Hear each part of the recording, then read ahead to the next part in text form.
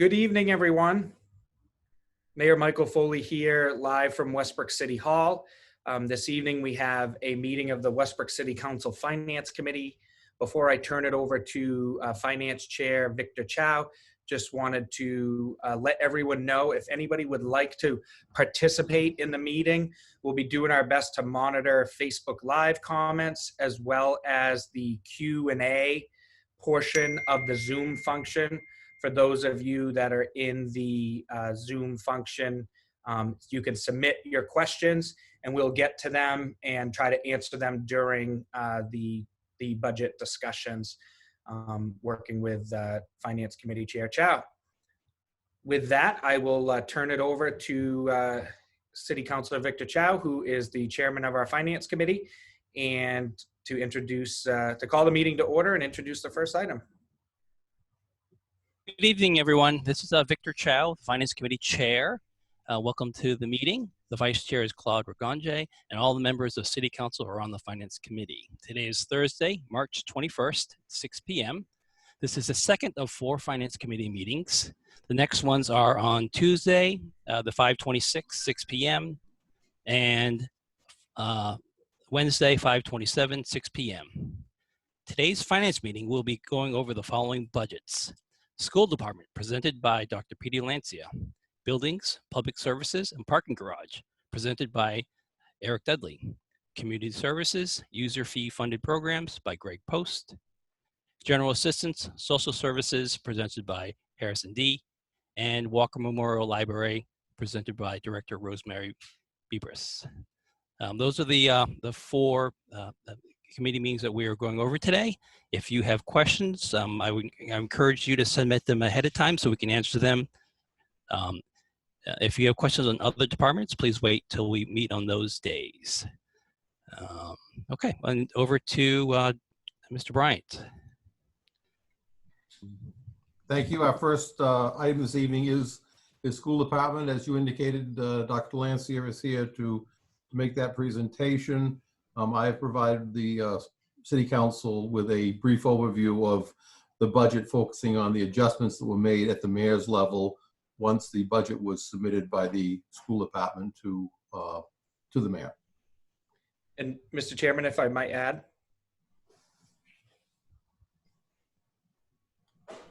Sorry, I muted myself on the microphone. Yes, go ahead, please.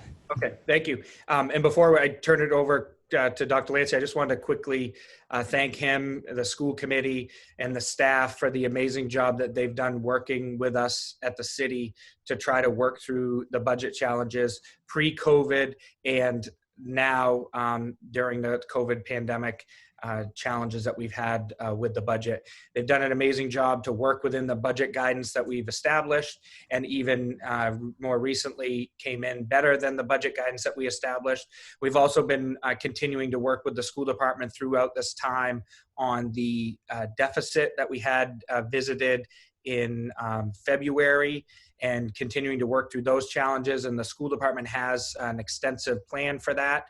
We don't necessarily need to go through that this evening, but myself, City Administrator Jerry Bryant, and our Finance Director Suzanne Knight have been working with them through these and are confident in the direction that we're going, and we're hoping that can be resolved in the near future. But I want to thank them for their effort. I've also been in constant communication with Finance Chair Sue Salisbury and School Committee Chair Noreen Poitras, and they've been open to working with us and doing what they can to try to help us through the budgetary challenges. And I thank them for their efforts and for the responsible budget that they put together to help us bring forth this year. So with that, I'll turn it over to Dr. Lancia. Thank you, Mayor Foley. Our chairman, our finance chairman, Sue Salisbury, who's also the vice chair of the school committee, will actually start our presentation tonight. And Sue's on the call as well. Hi there. Thank you very much, Dr. Lancia, and thank you, Michael, for letting us come tonight and speak about this budget.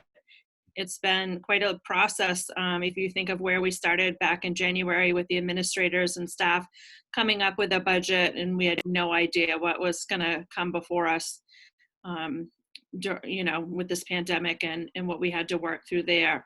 So it's really been an interesting budget of of all the ones I've worked on over the years. This has been the most interesting. The things that I like the most about this budget is that we were able to change our focus from just business as usual and providing a great education for our kids to now dealing with this world that has a pandemic in it and moving forward. How do we plan for the next year? How do we help our students with social and emotional needs, and what that looks like, and this budget will help us do that. The other thing that we are able to do, which I'm really proud of, is being able to offer free breakfast and lunch for all students at the elementary schools. As you've heard, the Canal and Sakarapa were eligible because of their free and reduced lunch rate, and we were able to add money in the budget so that we can offer that same service to Congan, which is really amazing.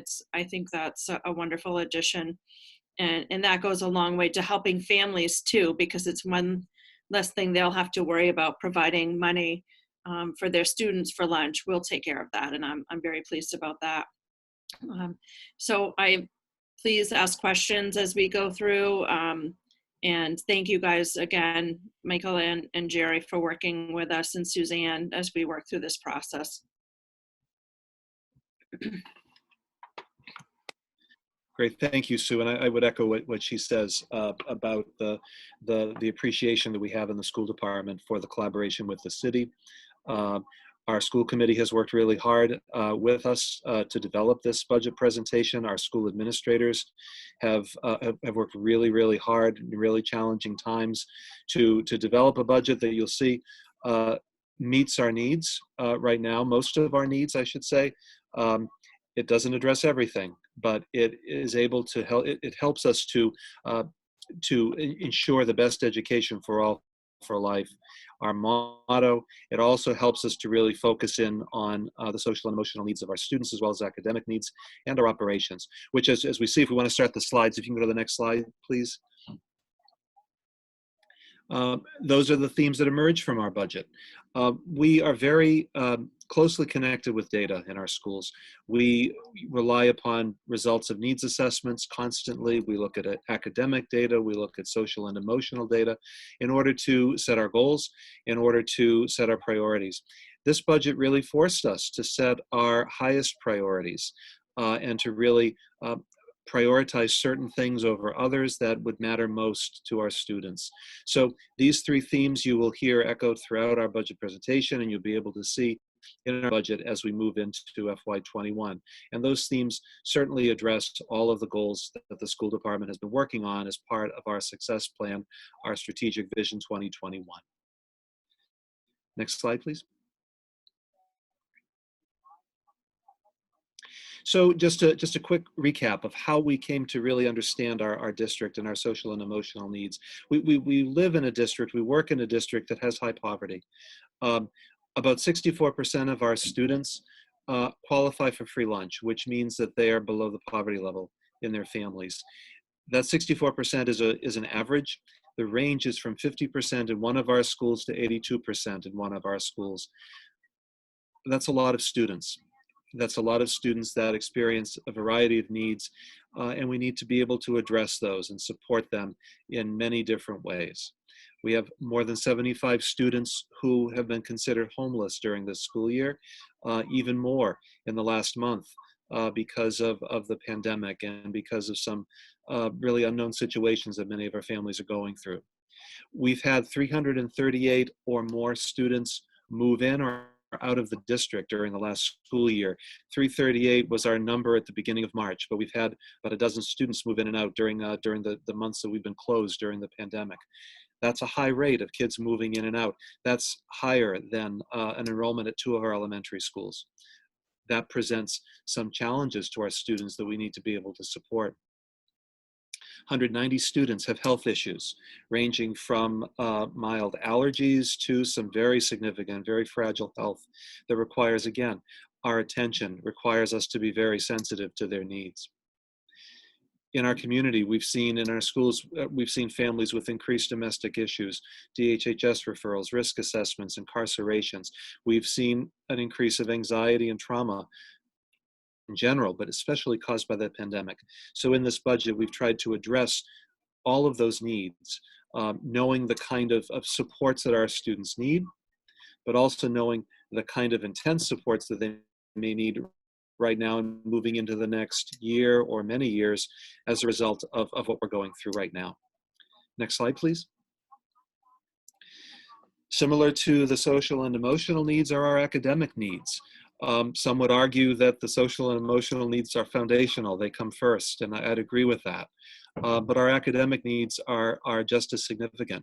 We have a very high percentage of students receiving special education services. 21% of our kids receive some sort of special ed programming, and some have very intensive programs that we provide in our schools, as well as that we provide in outside of school placements, very specialized programs. 18% of our students are English language learners, coming from a variety of countries, many different cultural backgrounds, over 28 languages spoken in our homes. Many of our students right now are newcomers. They have very little language proficiency, and we're working to support them. 4% of our students are gifted and talented who exhibit special needs in terms of their academic achievement and their creative thinking and their very gifted way of thinking and learning. This is an interesting statistic here. 25% of our incoming kindergartners, that means the 4-year-olds in our community, are already qualified for CDS, which is Child Developmental Services. That indicates some special needs for our 4-year-olds before they even come to kindergarten. So that's a lot of our incoming kindergartens. A quarter of our incoming class is already identified of needing some sort of special needs, and that percentage continues to grow every year. We have an increased need for translation services for our families, particularly our families of newcomers. And again, as we move into a new school year as a result of the coronavirus, as a result of being in a different mode of learning, distance learning for so long, there'll be several unknown gaps in learning progress that we'll need to assess and address in many different ways. We'll begin to do that this summer. We're already doing that now as part of our distance learning, but certainly into the next year. Next slide, please. So speaking of the coronavirus and of the CARES Act needs that will be met, we have been notified that our amount for the emergency school relief from the CARES Act will be $821,348.70. That's the final amount of the allocation. We've heard different amounts going back and forth, but that's the amount that we anticipate receiving as we begin to build that plan. We just received that notification at the beginning of the week. The CARES Act money is intended to be 1 year, really, emergency funding that can support recovery, academic recovery, as well as mental health recovery, so that we can support students as they work through the pandemic and as they return to school from that. It also allows us to spend funds on direct pandemic expenses and to be reimbursed for those expenses, such as safety materials, chemicals that are sanitizing our schools, cleaning products, protective equipment, training for our staff. We've had to spend quite a bit this past spring providing those kinds of materials, and we'll be able to be reimbursed for that. But we anticipate even more of those expenses coming up into the next school year, and fortunately we'll have the CARES Act to provide for that. It also allows for educational technology, hardware as well as software. I was really proud of our school committee for pretty quickly authorizing hotspots to be available, for us to purchase hotspots to provide to families who don't have internet connection, so that we could ensure that all of our students would have access to distance learning.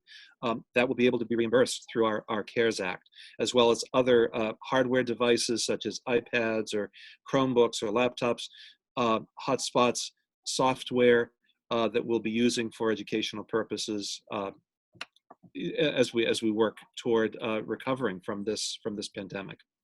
And finally, any other cost associated with the closure that may be identified now or that will come to be identified in the near future.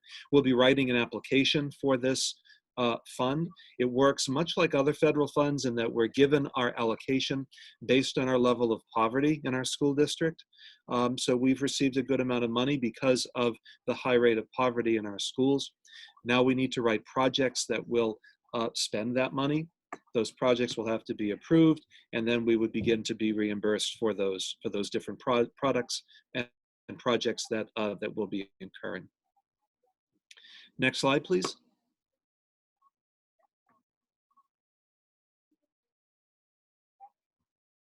Can you go to the next slide? Thanks. So let's look at some numbers. The budget that was approved by the school committee just this past Monday evening is for a total of $40,758,629.69. As you can see on the slide, that's broken down into the general fund as well as adult education. Those are two separate warrants. And they total that top amount of the $40.7 million amount. That represents an increase of $401,208.80, or a 0.99% increase. And you can see from that graphic, the bulk of our budget is spent on salary and debt service, which is consistent with other years in our budget planning. Next slide, please. So in order to address our needs, we were able to add a few things to our budget, mostly through reorganizing and through prioritizing and determining what was needed most at the moment, most to make a difference in our kids' lives. Under our social and emotional learning and wellness goal or theme, as Sue Salisbury mentioned, we're able to subsidize meals at Congdon School. 2 of our elementary schools qualify for universal free meals for our students. Congdon did not qualify because its level of poverty was not at the same rate. So the school committee has authorized about $44,000 to provide meals for students at Congdon, which means all 3 of our elementary schools will not be charging for meals next year. And that will be an incredible gift to our community because many of our students who don't quite qualify for free and reduced lunch don't qualify by a very small amount. And even paying a couple of dollars for a lunch every day is very difficult. So this will allow our families to take one less burden off their plate while we feed them and put food on their plate at all 3 of our elementary schools. I'm really excited about that, really pleased and thankful for that. Also, to address those social and emotional needs, we had a request to add another social worker at Sakarapa School and to add a guidance counselor at Westbrook Middle School. Those 2 positions came in and out of our budget a couple of times, but in the end were added into our budget to recognize the growing needs that our students have for different types of supports. The social workers who work with families as well as students, particularly in crisis situations, will be available to work with all of our students at Sakarapa School. Our guidance counselor at Westbrook Middle School will focus primarily on 5th graders and the transition between elementary and middle school, really understanding the needs of our youngest students at the middle school at that very important moment of early adolescence when they're making that transition. So again, very pleased that those were added to our budget requests. Under teaching and learning, we needed to add another special education teacher at Sakarapa School to address the growing need of our special needs population. Similarly, an additional ESL teacher at Sakarapa School. This originally had been a 1-year only position during this current school year. We needed to add a position mid-year. This is a continuation of that position, again, to address the increasing EL needs at that school. We were able to increase one of our science teachers' time to full-time. She was a part-time science teacher and now will be teaching full-time at the high school. And that really helps us to complete our STEAM initiative, our science, technology, engineering, and math initiative that we have in our schools K through 12. In this capstone class, we'll be able to really focus on students who are looking at the sciences as a career choice, as a college choice. We've introduced something called a STEM endorsement on our diplomas, so students can concentrate in the sciences while they're in high school. It's kind of like a major that really will help them be very competitive when they're applying to some of the most selective colleges, and will help them to really focus and engage them in the sciences. Science is our most popular subject at Westbrook High School, and this STEAM initiative has really caught on from K through 12, and this will allow us to really complete that work. And finally, we are requesting new math materials at Westbrook High School. They have not had new math materials in about 10 years. And while the numbers haven't necessarily changed, the way that math is taught and learned has certainly changed, and the way that it's applied in the world has changed. So we're really pleased that we'll be able to support math learning at our high school. And finally, under operations, there's a new accounting manager position that's being added, whose responsibility will be to solely focus on our finances, to monitor the finances, to develop reports and forecasts of our finances, so that we are able to continuously monitor our accounts in a much more responsible way, and we'll be able to avoid situations like we had this winter when several of our accounts were in deficits. This accounting manager will be a senior level position who will really be focusing in on those needs that the district has for general fund as well as grant funds and the many different types of grants that we have. And finally, there is an allocation within our budget for food service debt. One of our accounts that showed a deficit this year was our school nutrition program. The school committee has placed $75,000 into the general fund to help subsidize that program, so that that program will be able to recover and that deficit will be able to recover. Next slide, please. So without reading through everything, I'll give you a quick summary of what's on that slide. And you have slides in your packet, I believe, and these will be posted on the school department's website. In response to our action plan to correct those deficit funds, we have moved several of the positions and programs and materials out of those special purpose funds into the general fund.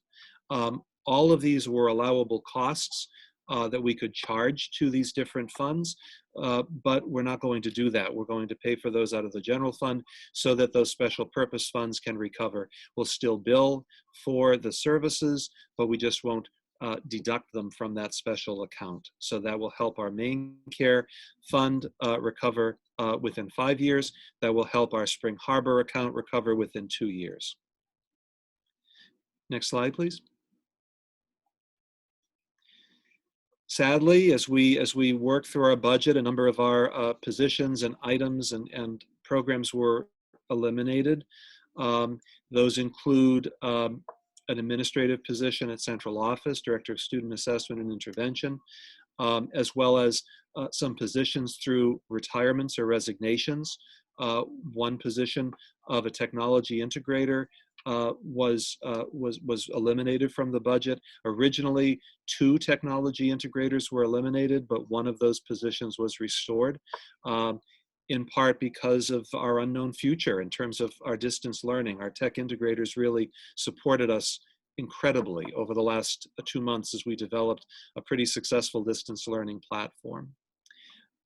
There were several one-year-only teaching positions in the FY20 budget. Those were not continued in this budget. The only one, as I mentioned on an earlier slide, was an ESL teacher. We've eliminated classroom periodicals, things like the Scholastic News that some of your kids may be bringing home or have brought home in the past. We've eliminated a summer school program. However, we still will be able to offer some summer programming through our CARES Act in this coming school year. We've had to eliminate our share of the varsity hockey program. That's a cooperative we have with 2 other school districts.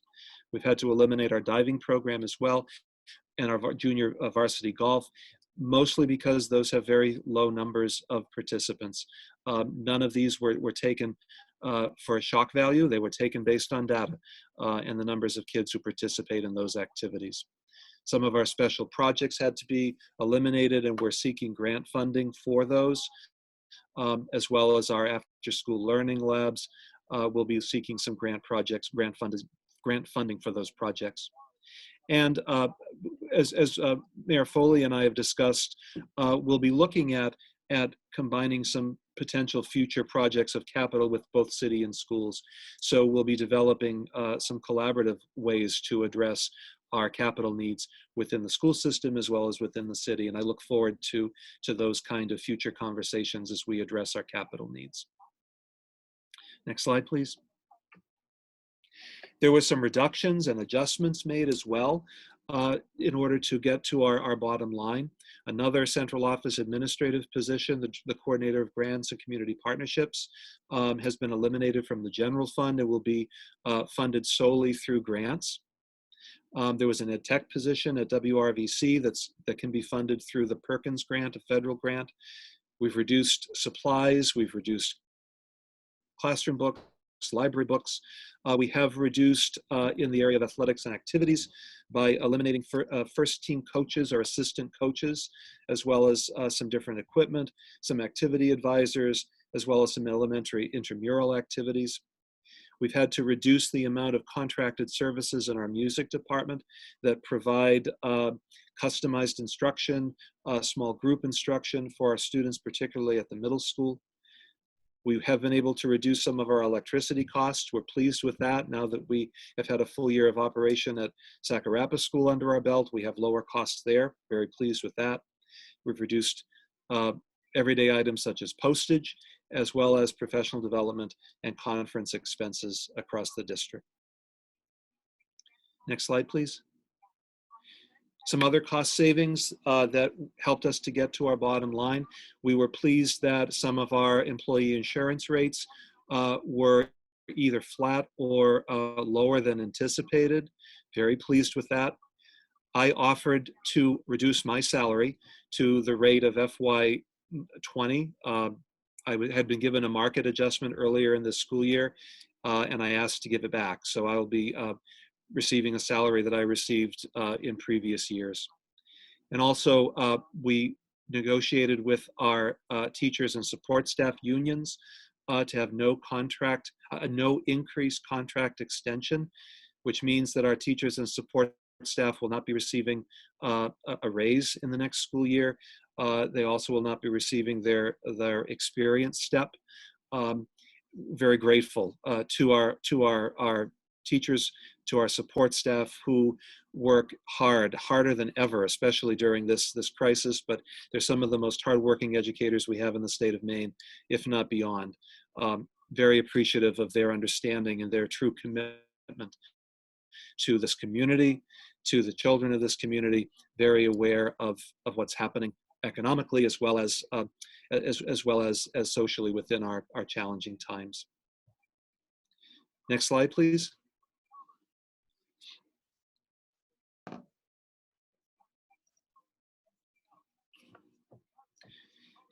And there you can see kind of a history of the budget. Again, I won't read the bunch of numbers to you, but the top number was the budget that was adopted in FY20.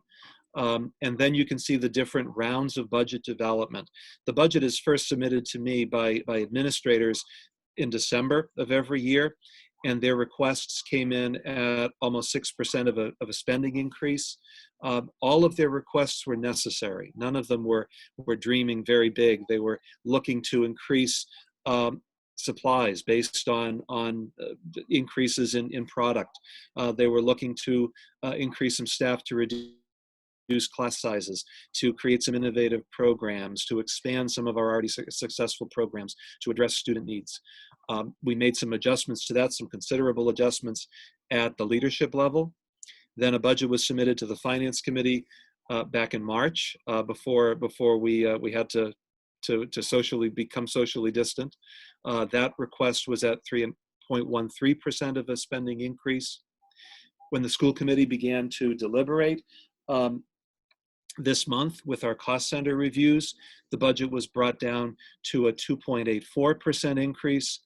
And then just before the school committee held their first reading, we were able to reduce it one more time based on the salary adjustments of the teacher, support staff, and myself, so that we were able to present you with a final budget that was adopted on the 18th in the amount of $758,629.69, which is a spending increase of 0.99%. So over the course of the budget process, almost $2 million were adjusted in that amount. Next slide.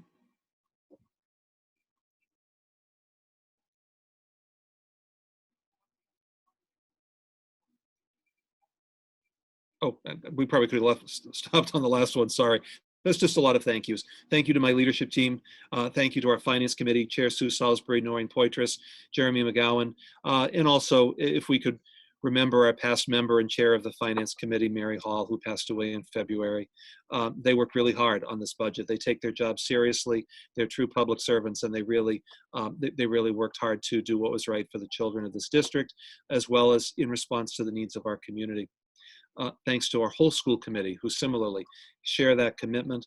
I'm really pleased that one of the silver linings in this remote learning system or remote operating system, we had much higher participation in our budget process than ever before, with the number of people who watched meetings on Facebook Live, who submitted comments, who interacted with us with questions and suggestions. Was really appreciative of that. So if there's something good that came out of that, that's one of these things, that we had much higher participation. And finally, again, thank you to Mayor Foley, City Administrator Jerry Bryant, Finance Director Suzanne Knight. Your partnership, your cooperation has been very much appreciated, and your support has been very much appreciated too. Well, thank you, Dr. Lancia, for the presentation. Do any city councilors have questions for Dr. Lancia or Mrs. Salisbury? Yes, President Reardon. Yes, first of all, I want to echo Dr. Lancia's appreciation for the people on this last slide. They did a lot of hard work, and it really paid off. I do have a question regarding the account manager in the operations line. And I was wondering if Dr. Lancia could elaborate. Is there a job description, who that person reports to, and the salary that that position will be holding? Sure. The final job description is going through its final rewrites. There'll be a posting coming out at the end of the week for that position.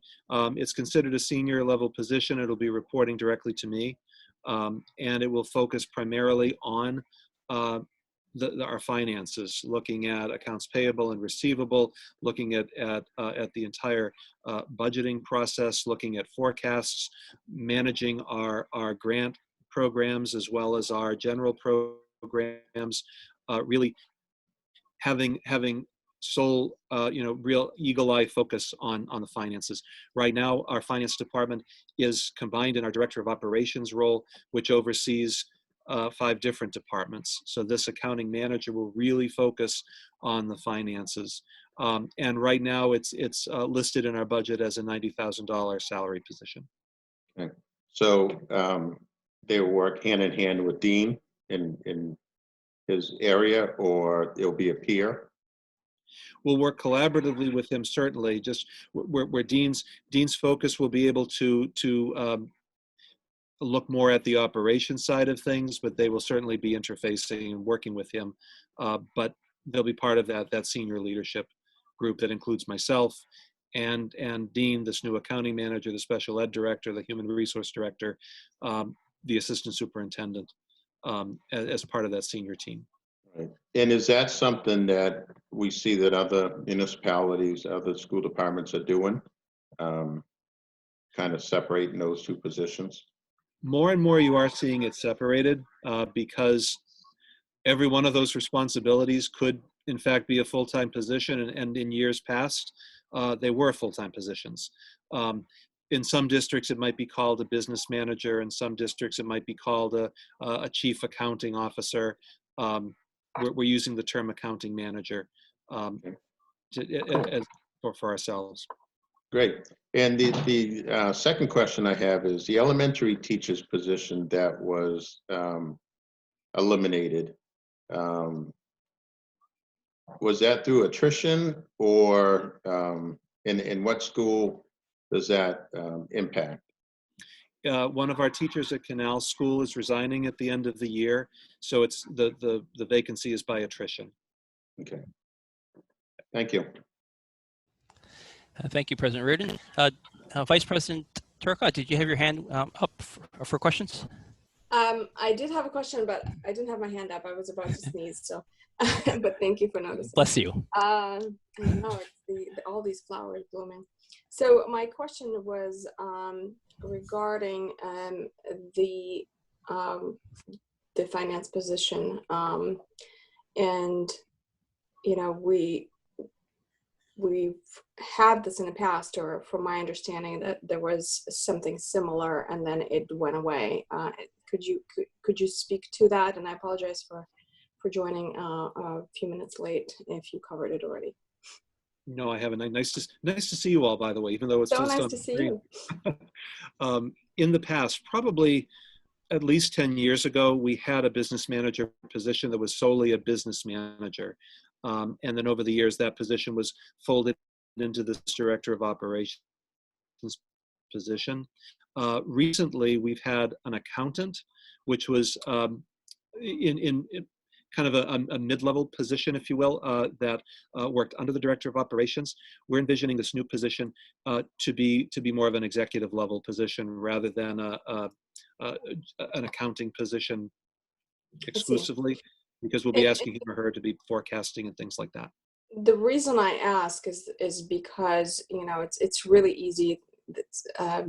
City councilors change, you know, school committees members change, superintendents change, and my fear is that, you know, there's obviously a need for this position, and it might be forgotten, you know, down the line. So how can we ensure that this position is regarded in a way that it's a necessity, it's a control to ensure that the budget and you know, all the things that it will cover stay intact?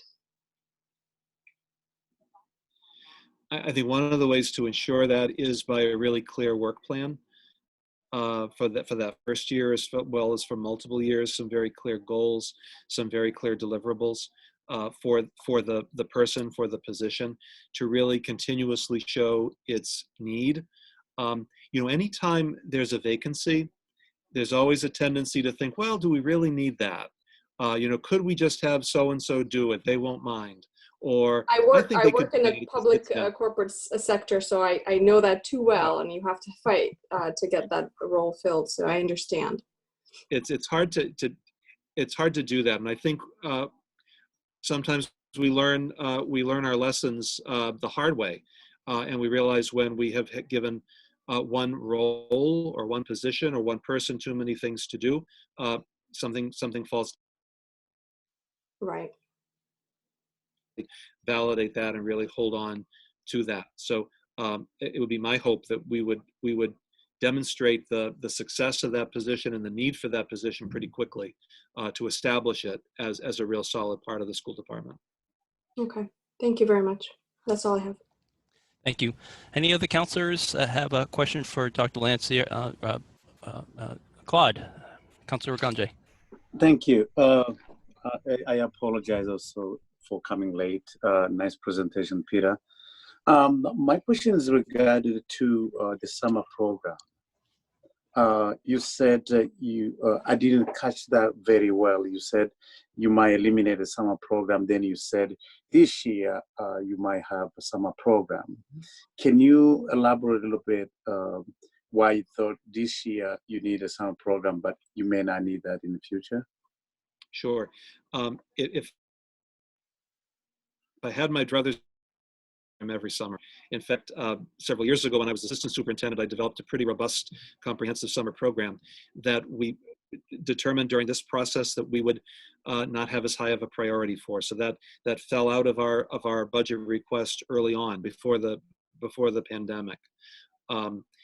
Knowing that we may be able to apply for grants for some parts of the program, we're required to do some of our summer programming through the special ed, the local entitlement funds that we have for children with IEPs. In this coming summer, and actually even in the summer of 21, we'll be able to fund some summer programs through the CARES Act money. That's one of the ways that we will make a project and plan for recovering academically. So this coming summer, we're just kind of finalizing our plans for what that summer option will look like. Lots of opportunities for kids to engage summer. Mostly optional learning if children and families choose, although some of our students who may be struggling a little bit more may be invited intentionally to participate in programs. So for this coming summer, I'm really confident providing a program that will be into the CARES Act. Obviously that needs to be approved, but that is an allowable cost. That would be allowed for this summer as well as the coming summer. And we'd have to work to get that that summer programming back into our general fund as we move forward. Thank you. All right. Any other counselors? Yes, actually, Mayor Foley was first. I think you had your hand up. If someone else had one, I can wait. Thank you. All right, we'll go to Councilor Story. Thank you, Mr. Chairman. I first want to say, Dr. Lancia, thank you for giving up your salary increase. It shows that you don't always intend to spend your entire budget, so that's a good sign. And kind of in that same vein, I'm super cautious in this environment that we're in, and it's been so tough on all your staff. I know teachers are feeling burnt out. As a parent, we're not feeling the value, and it's terrible to say. So my question is a tough one. How can you justify a 1% increase? Are we getting a 1% increase value? And I think it's optimistic of the city in general to assume that we'll be operating under the same revenues with this global economic meteor that has struck. And I'm sorry if the question's too complicated, but I just want to advocate for being much more cautious. And as a parent with children in the system, I really want to see more value before committing more dollars. Thank you. I certainly think you're getting a great value for the product that we're producing.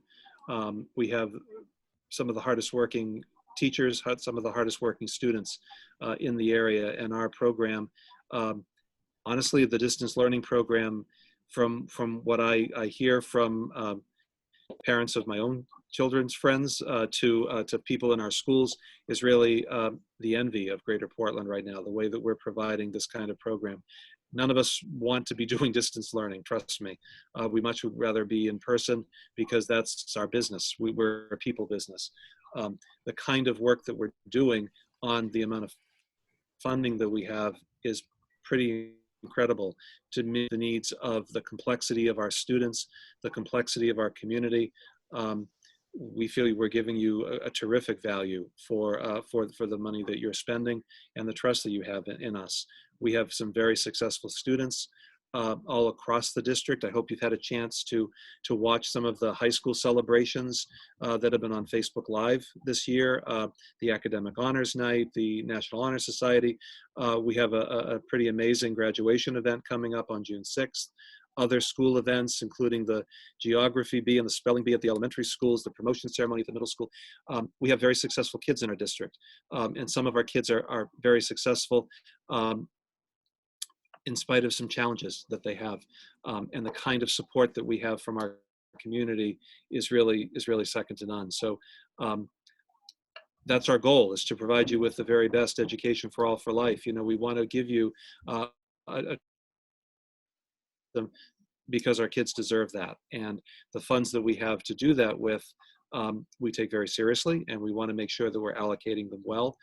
And this budget is allowing us to do most of that. It doesn't do it all, but it allows us to do most of that.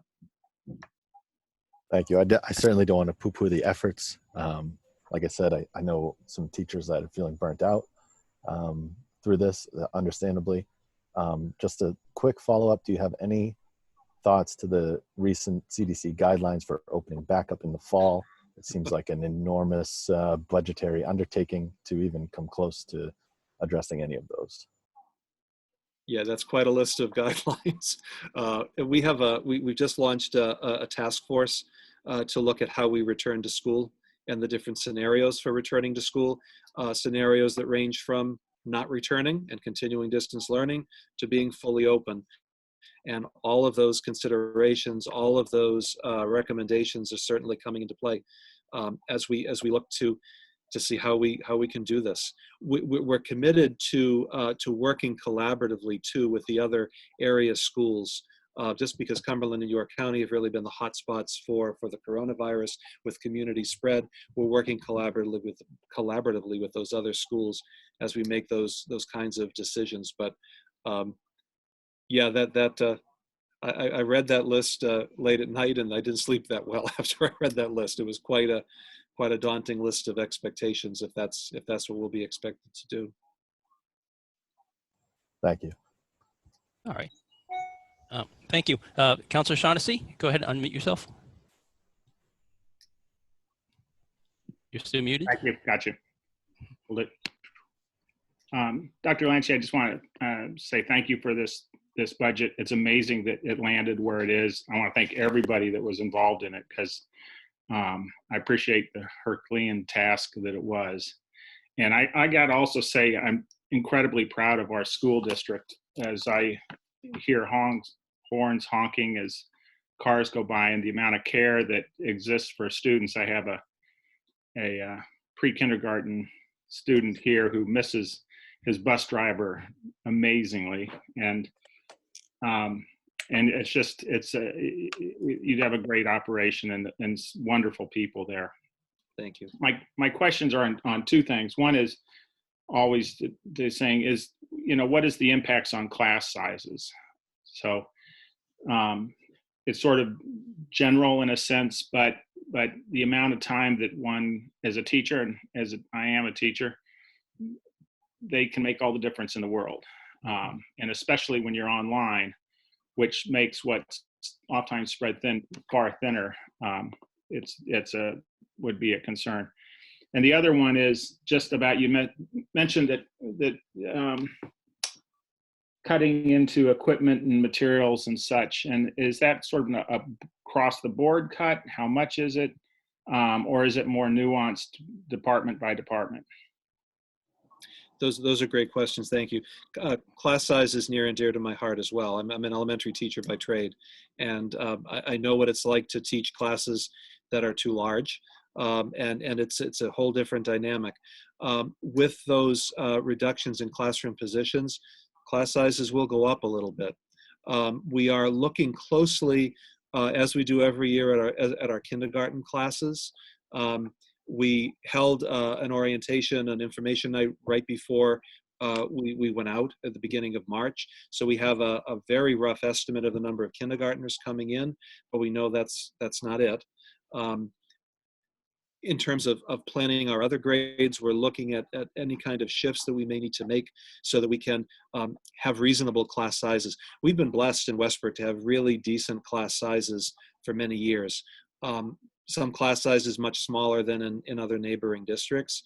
I hope we can retain that as long as we can, or as widely as we can.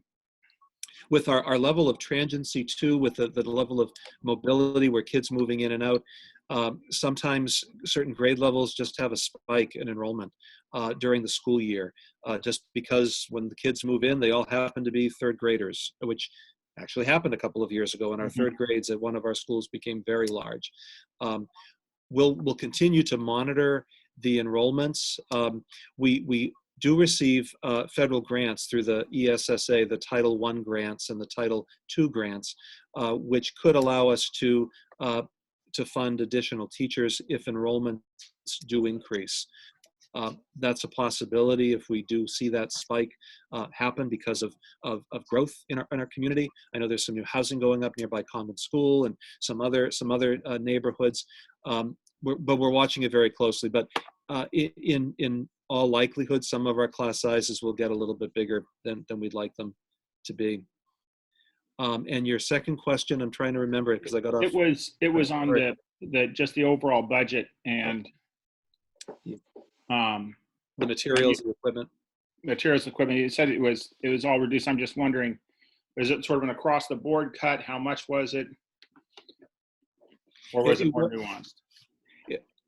Primarily it was an across the board cut. When we budget for materials, we have a per pupil amount. You know, like we have a per pupil amount for consumables, which means like crayons and paper and pens and staples and paper clips and those kinds of things. We've reduced that from, I believe the first request was at $3.15 per child, now to $3.05 per child. So we've reduced across the board with those kinds of materials and supplies. Some of our departments saw some greater reductions in equipment, including athletics. Some of the requested equipment won't be purchased this year. Some of it could be deferred because we didn't have a spring season. There's also some equipment reductions in our music department, the number of new musical instruments, although we have maintained the repair budget within the music budget. So overall, it's across the board, but there are some targeted reductions in some specialty areas of more of the unique pieces of equipment. Okay. Thank you. Welcome. Mayor Foley? I think Council Morris has his hand up. Oh, yes. On Okay. the system. Yes, Councilor Morris. I just had a question directly related to the elementary school position that has been eliminated, and whether or not, as a result of that, our teachers going to be moved around to account for it, and what it will do to class sizes in that specific grade level. In that particular grade level, that position would be moving to a different grade level anyway, because of the arrangement of the classes. The class sizes are a little bit larger in that grade level, so we are looking closely at that. There are some internal moves within buildings, but I'm trying to remember, just going back into my memory, I don't believe there are any across building transfers this year as we have in the past when we've had to reorganize staff, but there are some staff moving within buildings. Thank you. Yes, Councilor Reorganized? Yes. Thank you, Chairman, and thank you, Dr. Peter, again for your time. I want to also echo my colleagues to say that Westbrook has done an incredible job, actually, because some of us in the service provider community or immigrant community have actually met to discuss what's going on in long distance learning, because it came with some challenges with some of the parents, of course, asking somebody who's struggling in their own language to be also a teacher in English. It has been a struggle. But I'm happy to say that based on a conversation that I had with you and Regina, actually Westbrook is really doing very well compared to some other districts which are very behind. So this brings me to ask you a question. If this learning continue for a long period of time, don't you see any additional needs for more technology, probably internet payments for some of the parents who don't have access? I know you were working on hotspot, but I'm not sure if that is something that you're planning to do long term.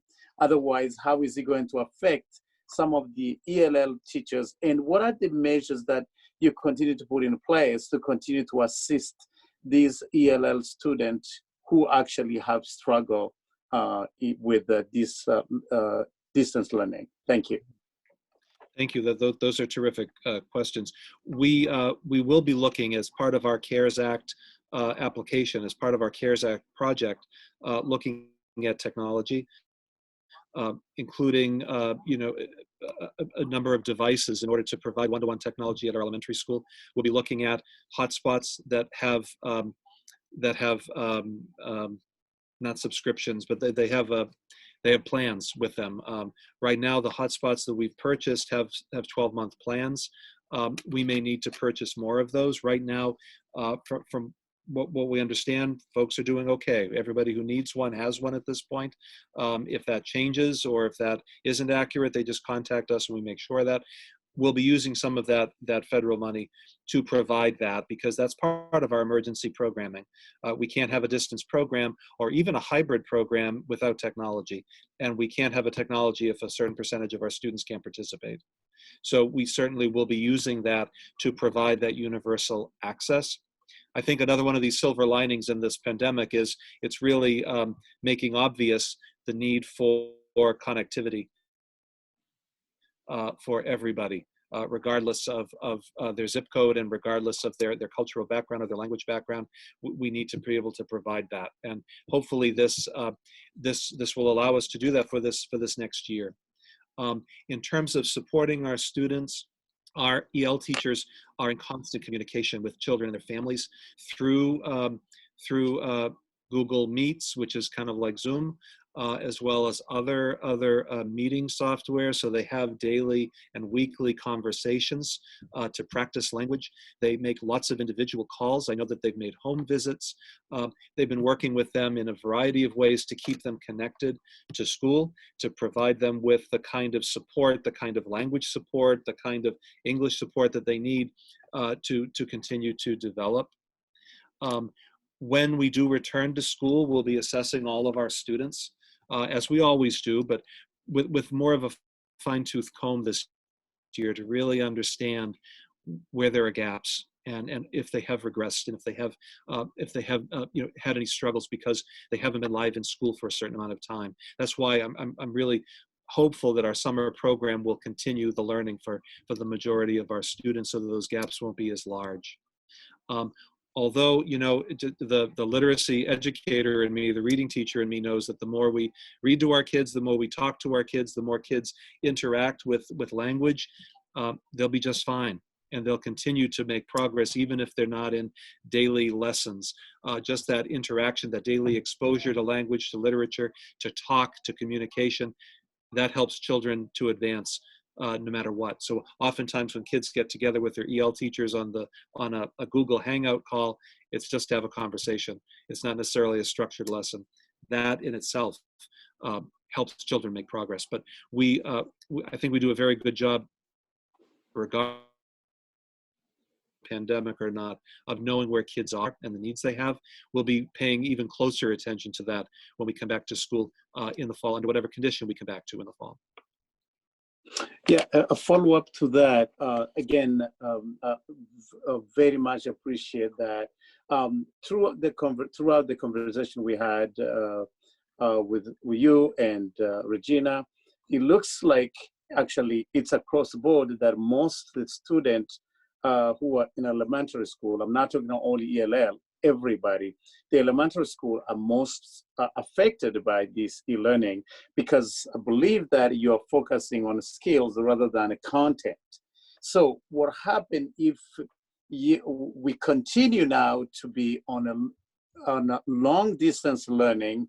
Do you have any strategy to switch from now the skills to at some point to think about the content? We do. I should invite you to some of our task force meetings, because those are the kinds of things that we're looking at. Really looking at how do we change the level of rigor with our programming? How do we make sure that we're focusing on essential content of our courses, and not just high school and middle school courses, but even elementary courses? What are the essential learnings that we have to have in order to grow from one grade to the next, from one class to the next? Really helping our teachers, helping our students focus on those things. If we are using any form of remote learning once we come back in the fall, it probably won't look exactly like it is right now. We've learned a lot in the last 2 months. We'll continue to make some adjustments as we move forward. Thank you. Mayor Foley, thank you for waiting so long. You have any questions or comments? Yeah, thank you, Mr. Chair. I just wanted to quickly touch on one of the things that Dr. Lancia touched on through the presentation. we're looking forward to collaborating on a capital improvement budget that comes in with all requests citywide, municipal, school, and we'll work to develop a group of elected officials and managers and administrators that help us to evaluate the projects and come up with a scoring system and ranking projects based on the priority as a community as a whole, and not each organization against one or other. So I think that will be an integral part to an ongoing, as long as I'm the mayor, developing a capital improvement plan going forward. Obviously, it'll be funding reliant, and we'll work to develop a funding strategy that makes it appropriate within the financial constraints that we have as a community, hoping that they improve as we begin to exit this pandemic. But I think ultimately, to some of the comments that Council Story made, there will be some challenging budgetary processes throughout this, and next year may or may not be easier. And so I think the work that both the school department has done, as well as our municipal departments, has crafted a spending and operational plan to help navigate us through an uncertain period for both public and economic health. And so everyone is being asked to participate in the solution, and this budget will enable us to emerge stronger, leaner, and more efficient. And so I think collectively, everyone's collaborative efforts will be able to help to navigate these difficult times a little bit better. I think some of the things I've said on and on, Dr. Lancia has heard it. It's like a broken record to him. Westbrook Schools did an outstanding job pivoting to the pandemic. And they, within moments, had packets and equipment and technology ready for students to leave. They had meals ready and prepared to help people. And I heard from constituents all over the community applauding the school department, saying that they know people in Scarborough, they know people in Falmouth, they know people in Portland and all these other districts that their kids literally were on vacation for 2 weeks before they heard about what they could do and had some structure. So I know tonight's not talking about the response to the pandemic in the future, but I think I am confident in the school department's ability to pivot through all the different challenges and work through different things. Dr. Lancia and I and others have been working together through many challenges throughout this, and we've been pivoting, all of us, on so many different things. And the school committee has been pivoting on things they need to. We've been pivoting as a city council on things that we need to. So I'm really confident our community is strong, we'll come out stronger, and we'll be able to help weather the storm and navigate this, and hopefully things will improve. Hopefully, the school department has the CARES funding to help them navigate the challenges. We're hoping and praying that municipalities get some similar funding. I literally talk on the phone every day with area leaders and things like that to try to see where money is being distributed in states all over this country to help with the one-time expenses and to help with the challenges that were created from this pandemic. So I'm confident that with some of the changes the school department is making, they will be able to weather the storm and to help us get through while fulfilling the promise that Dr. Lancia repeats over and over again about the school's mission. And so I think this is a good year to pivot and to regroup. And I think this is a budget, both from a school perspective and a municipal perspective, that there's not much room to do anything more to without adverse effects. And we're trying to maintain and strike a balance with everything we can. And I think everyone has done a great job to try to do that without bringing forth some adverse effects on students and on the citizens. So I applaud everyone's efforts throughout this budget process. And thank you to the school committee. They work tirelessly in meetings, and we, just like the city council, we have a jammed in budget process. We waited to try to see where things were going to go and where finances were going to be. And we haven't received that gift from the federal government yet, other than some things to help us, but nothing to replace lost revenues and stuff like that. So we had to pivot and begin a budget process and get that process going. And I urge everyone on July 14th, I urge my counselors to support the school budget that's before you. It's a very crafty proposal. And as a Council Story said, applaud Superintendent Lancia and his staff's efforts to forego raises and all those things. And I hope that that is can be applauded and rewarded in the future when things are on a better track. So thanks again, and thank you everybody involved to make this a good budget under a challenging circumstance. Thank you, Mayor. Showing no further questions with other counselors, I have a few questions for the school. Dr. Lancia, how is your school enrollment? Is the population going down? The Bruce development brought much fear to residents. The enrollment overall is fairly stable, not a high increase. What we've seen is a higher enrollment at our elementary level and a slight decrease at our secondary level. So overall, the enrollment is fairly stable, fairly flat. One of the things that's challenging for us is the way when we do official counts for subsidy purposes, the official counts are taken in October. History shows us in our district that we have more move-ins later in the school year. So our October enrollment is historically a little bit lower than other times during the school year, which really impacts some of our state subsidy. And we did have a decrease, a very slight decrease, about $50,000 in our state subsidy this year. The secondary decline is really attributed to the many choices that people have right now for high school in our area, which is good for people to have choice.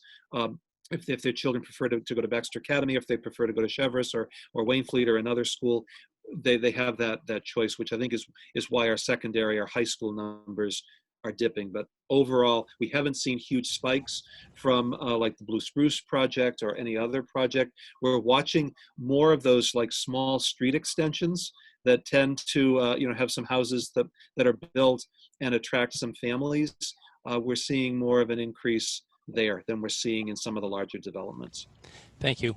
Do you have a plan to address the 7th and 5th grade extra large class bubbles that are heading to high school in the next few years? I know that you have 2 really large classes that were causing havoc through the elementary and middle. When classes come to high school, because of the courses that they choose and the way that the core courses, the English, math, science, and social studies are distributed across the teams, the class sizes tend to be more manageable. So even when a large class comes to high school, like right now we've got a large class of seniors graduating, their class sizes are not unmanageable. They're able to divide them up a little bit differently because they're singleton classes, even the ones that are on teams, so when they're freshmen and sophomores. So as they come to high school, they tend to kind of iron out or level out. We'll be paying attention to it though, and if there is a large bubble, we'll be looking at all of our different possibilities for arranging classes and the way the classes are assigned to the different teachers. Thank you. If people have questions about the school committee budget, who can they contact? A lot of people believe that, a lot of residents believe that city council is all encompassing and we run everything. And if a kindergarten class needs extra crayons, they call the city councilor. How do we, who do they contact about this budget? Anybody can contact me anytime. I'm working remotely, primarily myself, so the easiest way to find me is by email, and I can get back to them by phone or email, whichever. If folks have questions about the schools, come directly to me, or if they have questions that really reflect right at the school level, to call their school principals or to email them. They're also working primarily remotely, so an email is the best. And feel free, I don't want to speak for Sue Salisbury, but you can certainly get in touch with our school committee members. I know that Sue is very responsive to the constituents, as is Noreen Poitras and all of our members. So if you have questions that sound like a very school-specific question, like, how does my kid get a new box of crayons? That's probably a question for the principal. If it's something more systemic, that's probably a question for me.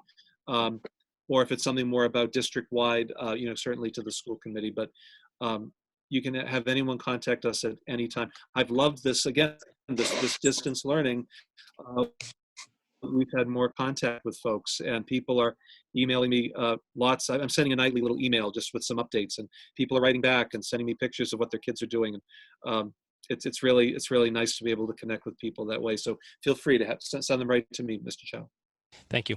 Thank you, Dr. Lancia and school committee member Sue Salisbury for your time today. We all appreciate the work you've done on this budget, the passion of running the school department.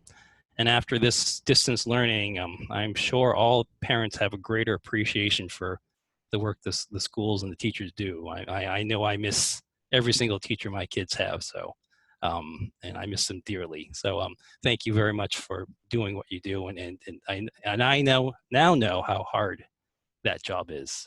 Thank you. Thank you, Mr. Chow. All We right. miss our kids too. Yes. All right. Jerry Bryant, off to the next presentation. Yes, in your municipal budget, the next category is buildings. It's tab 20 in your ring binder.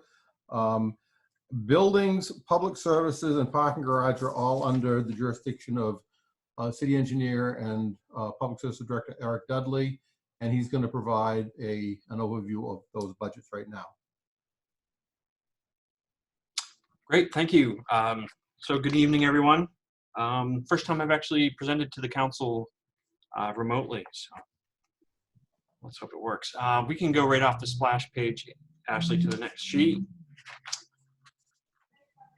This is just an overview of the department, as Jerry just mentioned. We kind of split up in divisions. We have 18 people who do the work of maintenance of our streets and stormwater infrastructure. We have 2 supervisors who deal with that every day as well. Fleet maintenance, we work with 3 full-time technicians and 1 fleet supervisor who handles all of those pieces, as well as some other things such as fueling and purchasing of bulk fluids for basically all the departments, as well as the school. Athletic fields, 2 full-time maintainers there. We try to staff up to as many as 6 in the spring, summer, and fall. Wastewater, which is in a different budget, not covered tonight. 4 operators, a supervisor, and I also have the wastewater superintendent as well.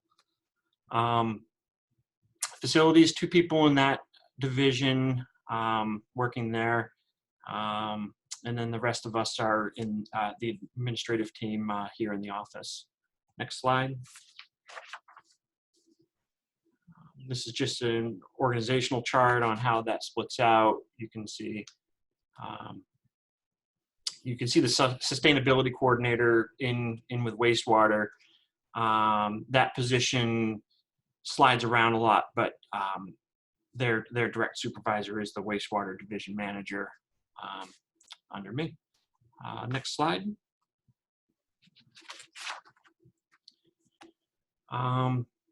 So I had a correction this year on this slide. We've been representing the wrong mileage of streets. We didn't have a perfect inventory of that. Over the winter, we did actually get completely accurate detail of that. So we have reduced that number. I believe in the past I've represented 101 miles. It's actually 93 miles of public roadway in the city. We have 67 miles of public sewer, 13 pump stations, 115 miles of stormwater infrastructure and ditches. We also operate and maintain the Highland Lake Dam, which is the headwaters to Mill Brook. Along with that, you can see a little over 6 acres of public parking. Next slide. Here's an overview of what we do for our street infrastructure. You know, first things first, in the spring, you can see we do sweeping, catch basin cleaning, lawn and curbing repair. You know, so when we're plowing, especially when we've gotten warmer weather, but a snowstorm happens, we tend to do some damage to people's lawns. So we spend some time in the spring doing that work. Summertime work, fixing our ditches, repairing our shoulders, maintaining the complete inventory of street signs within the city, both state street signs and city street signs, line striping, and roadside weed spraying, which is actually contracted out, but we do oversee that operation Next slide.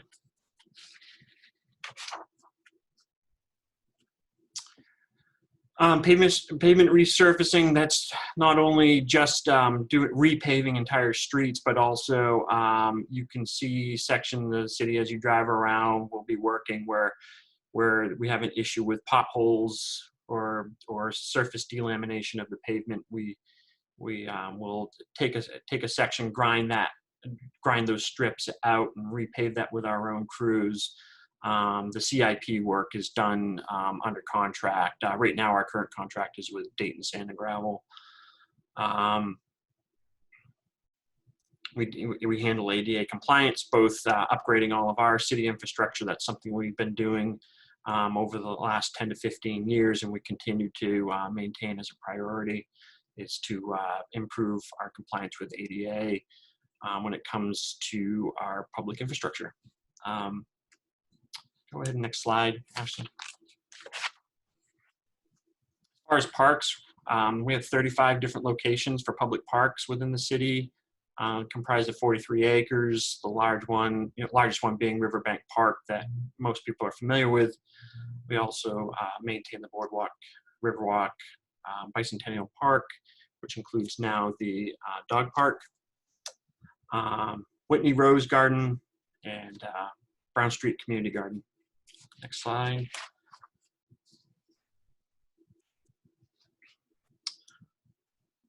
So these are some of the operations that we do inside those areas, what you'd expect.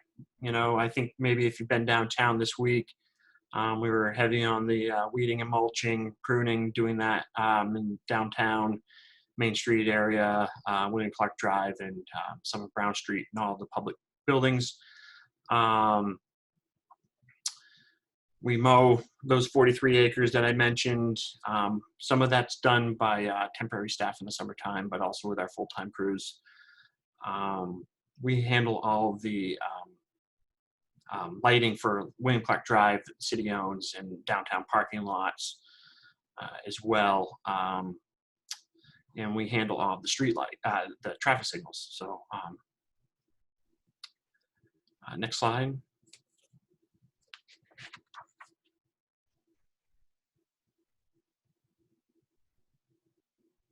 Next slide. I'm going to spend a little bit of time discussing solid waste and recycling. Last year, there was kind of a little bit of a change where we started to get charged for contaminated recycling. We've been paying about $35 per ton on our recycling due to contamination. You can see we service 6,550 customers a year, 4,800 tons of trash, 1,800 tons of recycling every year. Our recycling rate is 28%. So this year we're getting further changes into this program. So that is a result of the cost of recycling going up, with China accepting less and certainly accepting less contamination. The price of poker has gone up, and we can discuss that more on the next slide, please.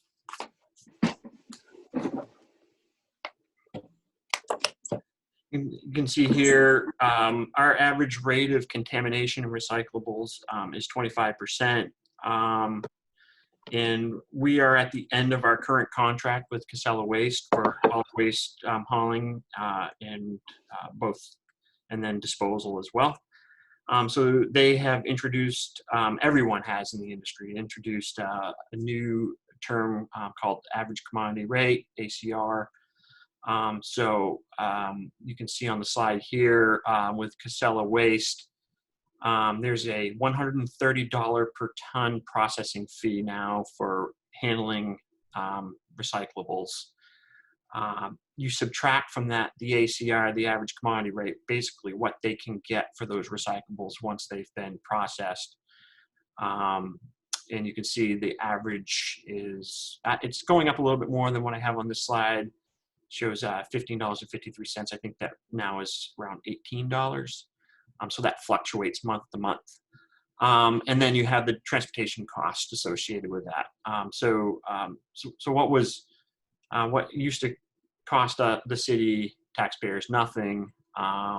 Last year, we had that contamination fee of $35 added in. And now this year, we're looking at this ACR of an additional almost $137, which does not do away with that $35 per ton contamination fee. So obviously, we've been looking at the competition. You can see on my slide, EcoMaine has a much lower ACR of $95 a ton, but their contamination fee for what we would like to target is a little bit higher at $45. So you can see with this free program, we're now looking at a pretty significant cost increase, $250,000. Of that increase, almost somewhere between, I would call it $75,000 is just directly attributed to the contamination levels in our recycling. That's why I've included a couple of photos. This was taken just a few weeks ago at one of our stops. You can see first and foremost, containers are never supposed to be so overstuffed that the covers are open. That causes an issue where the truck, when it lifts it, the wind will start to blow everything out of the way, whereas the cover keeps that in place until it's down into the truck. Filmy plastic, that's a tough one for people, not realizing that you can't put filmy plastic in, that's non-recyclable. But other things, we see outright, trash in some of our recycling cans around the city. So like crayons, for instance, are certainly not recyclable. So we're going to make adjustments. My proposal for solid waste and recycling, what we're planning to do is we're keeping Casella as our hauling contractor. They are the most competitive contractor for a city our size for that service, but we're looking to switch and haul all of our trash and recycling to EcoMaine for the next 10 years. They definitely have a different approach when it comes to recycling, have definitely offered us a lot of help in trying to increase education enforcement when it comes to recycling to try to improve our contamination. And they've also agreed that, so Governor Mills earlier this year, I think it was in January, it might have been December of 2019, made an amendment to recycling laws in the state of Maine to include incineration as a way to recycle recyclables. So this proposal includes for this first year of the contract to incinerate the recyclables while we work to improve our contamination levels. Next slide. A little bit better topic, I hope. So we have 3 licensed arborists, technically 4. One of our supervisors is a licensed master arborist in the state. These 3 other arborists that actually do the pruning and management of the urban forest, they are not solely doing this type of work. If you go to Portland, you'll find that they have full-time people doing that. I think South Portland too, but most communities can't even have arborists on staff. So these are truck drivers, these are equipment operators, and also they work part-time within the streets division managing our urban forest. That also includes the holiday lights that we continue to try to improve. I think that's going to be even more important this year. I think anything we can do to lift people's spirits is important. Next slide.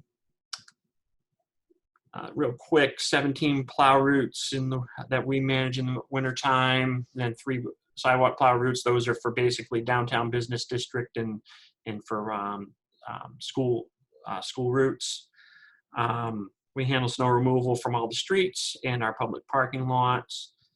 And I believe, yes, Ashley, the next slide. I like to do this every year, winter comparison. So on the right is this past winter that we just finished up compared to the winter before. So everyone feels as though, hey, we had a pretty light winter. From a temperature perspective, that is the case. From a snow perspective, it's basically the same.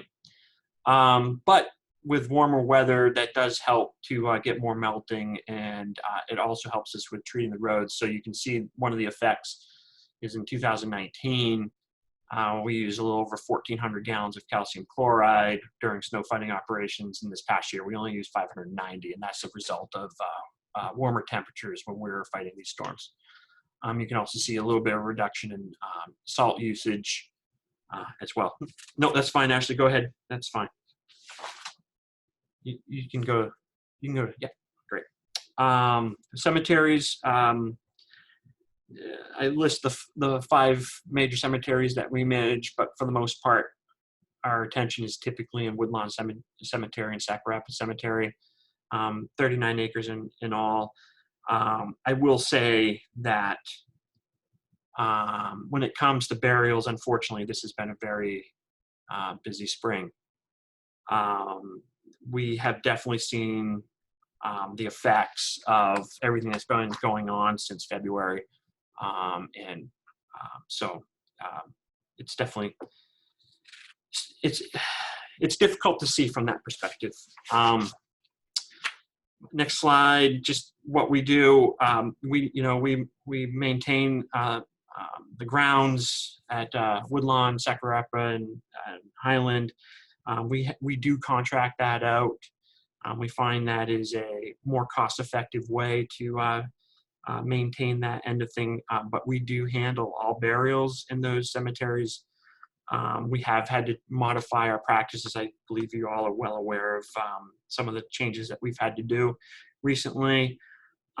We also enforce all the rules and do all sales within those public cemeteries. Next slide.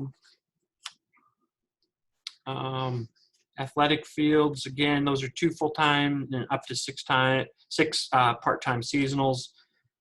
They maintain 55 acres of athletic fields and courts throughout the city.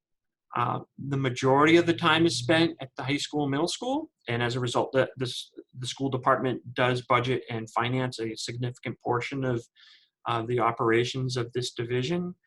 I think it's a good relationship.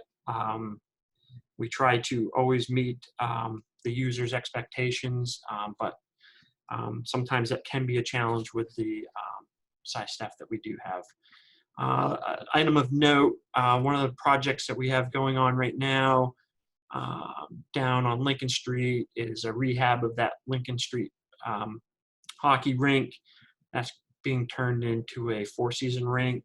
I think we should be in good shape on that by fall, and it'll be a really nice new amenity for the community.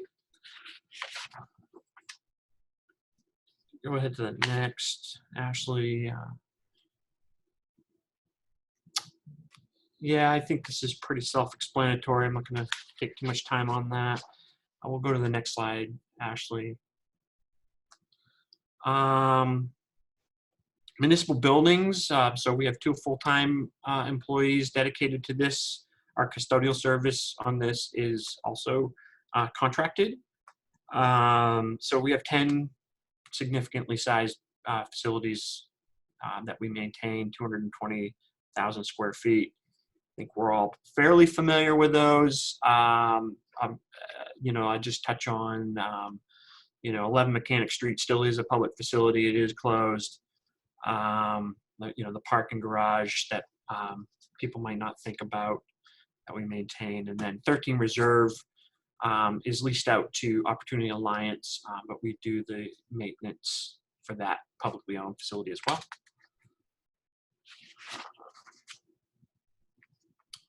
Yeah, thank you, Ashley. again, so those two employees handle, day-to-day maintenance. They also coordinate contractors for certain specialized things. Neither of them are electricians, for instance. It's pretty difficult to try to employ a master electrician full time. But they do manage our contracted services for that. The custodial services I mentioned earlier. We do all the utility purchasing for the municipal buildings. We're in a long-term contract right now, still with for power, which they're trying to get me to change, but they can't beat the price. And we also do all the bidding, contract management for all capital improvement projects for buildings. Next slide. I mentioned earlier the 3 full-time technicians and the shop supervisor. $5.2 million worth of rolling stock within the department. Obvious type of equipment, a lot of dump trucks, 1-tons, loaders, excavators. We do have a new small loader and a new mini excavator that replaced a long-term backhoe. We can go ahead and skip 2 slides, Ashley. Yeah, perfect. Thank you. And go ahead one more. Just trying to. So from an engineering perspective, the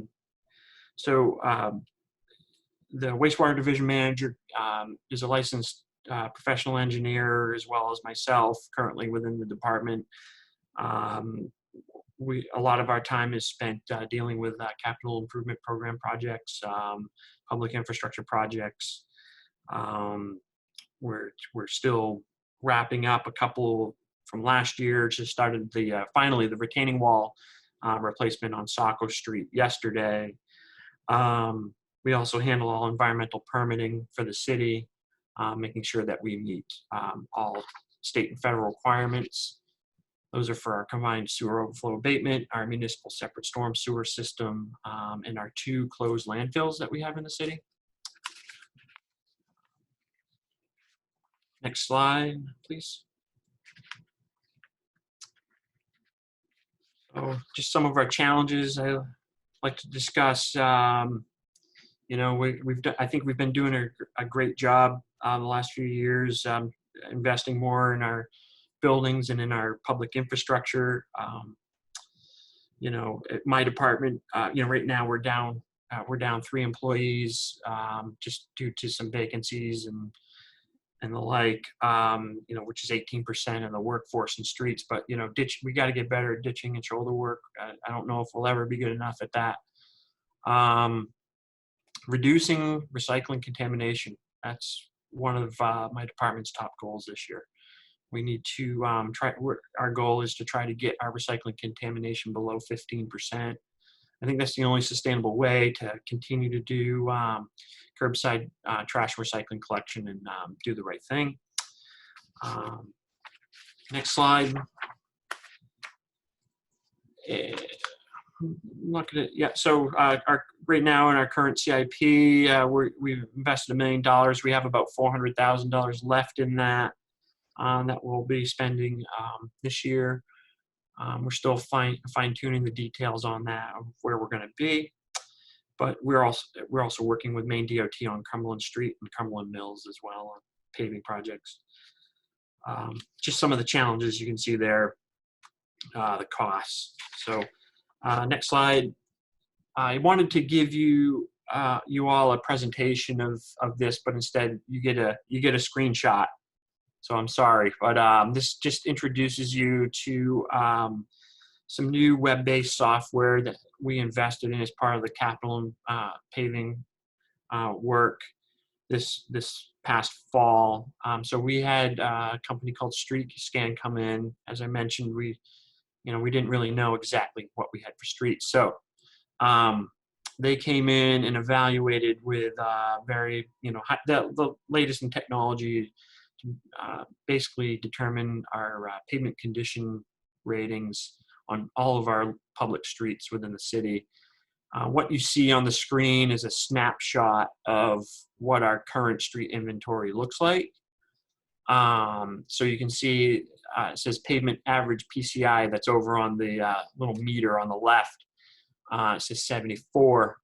So a PCI or a PCR is based on 0 to 100, 100 being perfect. Nothing really ever gets to 0. We're at a 74. We think that's slightly generous to the city. I think we're maybe a little bit lower than that. Other communities that have this feel the same way. And it's a little bit generous. But you can see below, it's probably hard to read, the maintenance backlog of $17,202,000, which is pretty good in comparison to a lot of our neighbors. This tool allows us to effectively manage, you know, and prioritize where we're investing our public infrastructure money when it comes to roadway maintenance. I think it's a major game changer. It even includes a mobile app if you just, I guess, on the fly need to decide what you have for a pavement condition on one of your streets if you're out on the road. It's been effective already talking with some of the residents in the city about their street and how it looks compared to other streets. It makes it a lot easier for us to kind of quantify that for folks, which I think is good for clarity. With that, I will open it up to questions. Thank you, Mr. Dudley. Does any council members have questions about the buildings, public services, and parking garage budgets that were presented? We have Councilor Story. Yes, thank you, Mr. Chair. I noticed the maintenance line item on as part of the presentation, and I do know we had some maintenance issues with fire engines, and I'm hoping you can speak to the relationship there. And if I know also we're trying to set up a fire truck fund, which is fantastic, but can we avoid some of these costly repairs? I know you showed us that great undercarriage wash that you have on Saco Street, and I don't know that some of the engines make it up there to utilize that. Maybe some of the road salt has been eating away at those and has caused some of the issues. So if you could, as much as I'm not a spender, maybe we put a little more in maintenance and we don't have to put as much into that fire truck fund. So Councilor Story, to respond. In my department, the 3 technicians and the shop supervisor are not involved in the maintenance of public safety equipment. That's performed by a public safety technician. So I can't speak completely to, you know, maintenance of fire trucks. I think I do an injustice to it. The undercarriage wash is here and it is available, and I definitely see public safety equipment using it. You know, we can always do better, I guess. I will also say, like, one of the areas where there was a lot of maintenance needed was on our ladder truck, which is also, I think, fairly old. And that's as much. I'm not going to get in trouble. That's as far as I'm going to go. Understood. Appreciate the response. Any other councilors have questions for Mr. Dudley? All right, seeing none, I have a few questions for myself. Eric, is there a planned CIP to pave $1 million worth of roads? So typically we'll borrow $1 million every year to pave $1 million worth of roads. I don't see it in this budget. I don't know what the plan is. I know that we're still working on last year's CIP. You cut out a little bit for me, but I think I heard it all. So you would not see capital paving in the operating budget. That's separate. So if you remember, I'm trying to look at my sheet to see if there's a date on it. We did a 2-year CIP last year. It got adopted August, I think. And so we're working under that current CIP when it comes to paving. So that's why you don't see it. But what you will see in 3110 is the non-capital paving, which includes some of those smaller road repairs I was talking about, where we grind out stretches and repave those in. And I think we're at 150. Let me look it up. I don't want to misspeak.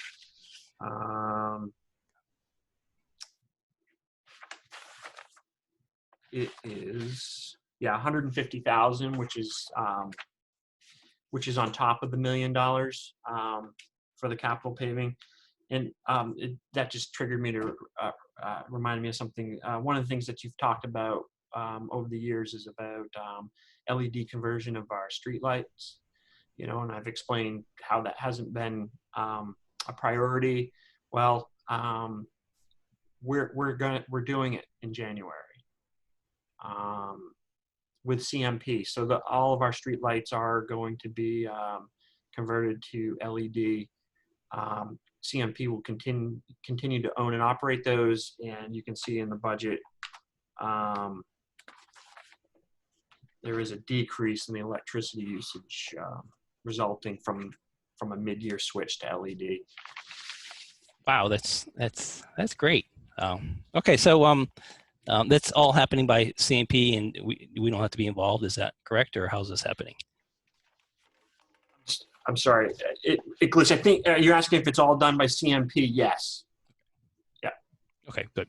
All right. The biggest thing I'm concerned about is the trash collection and the tipping fee. So the collection is those trucks that come in and dump the things into the 2 bins of the truck, and the tipping fee is what it costs to dispose of the trash. Is that correct?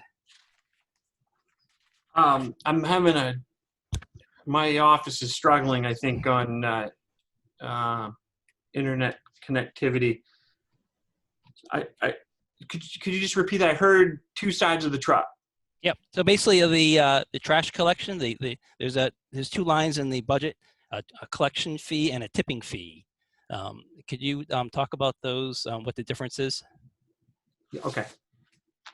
So on the refuse collection, which is 53,715, you can see the increase where our current year budget that was 726,380.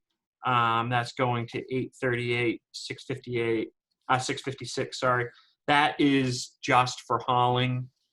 So we had a very favorable hauling contract, long term, that is expiring. We priced this out. The next closest competitor was over $1 million a year for that work, same work. Now the tipping fees, you can see the large increase there. There's a couple of things going on. Again, we were in a long-term contract. We were at $70.50 per ton for trash. That's going up to 79. And then again, that's just the industry. And then, but the vast majority of that increase is due to recycling. Okay.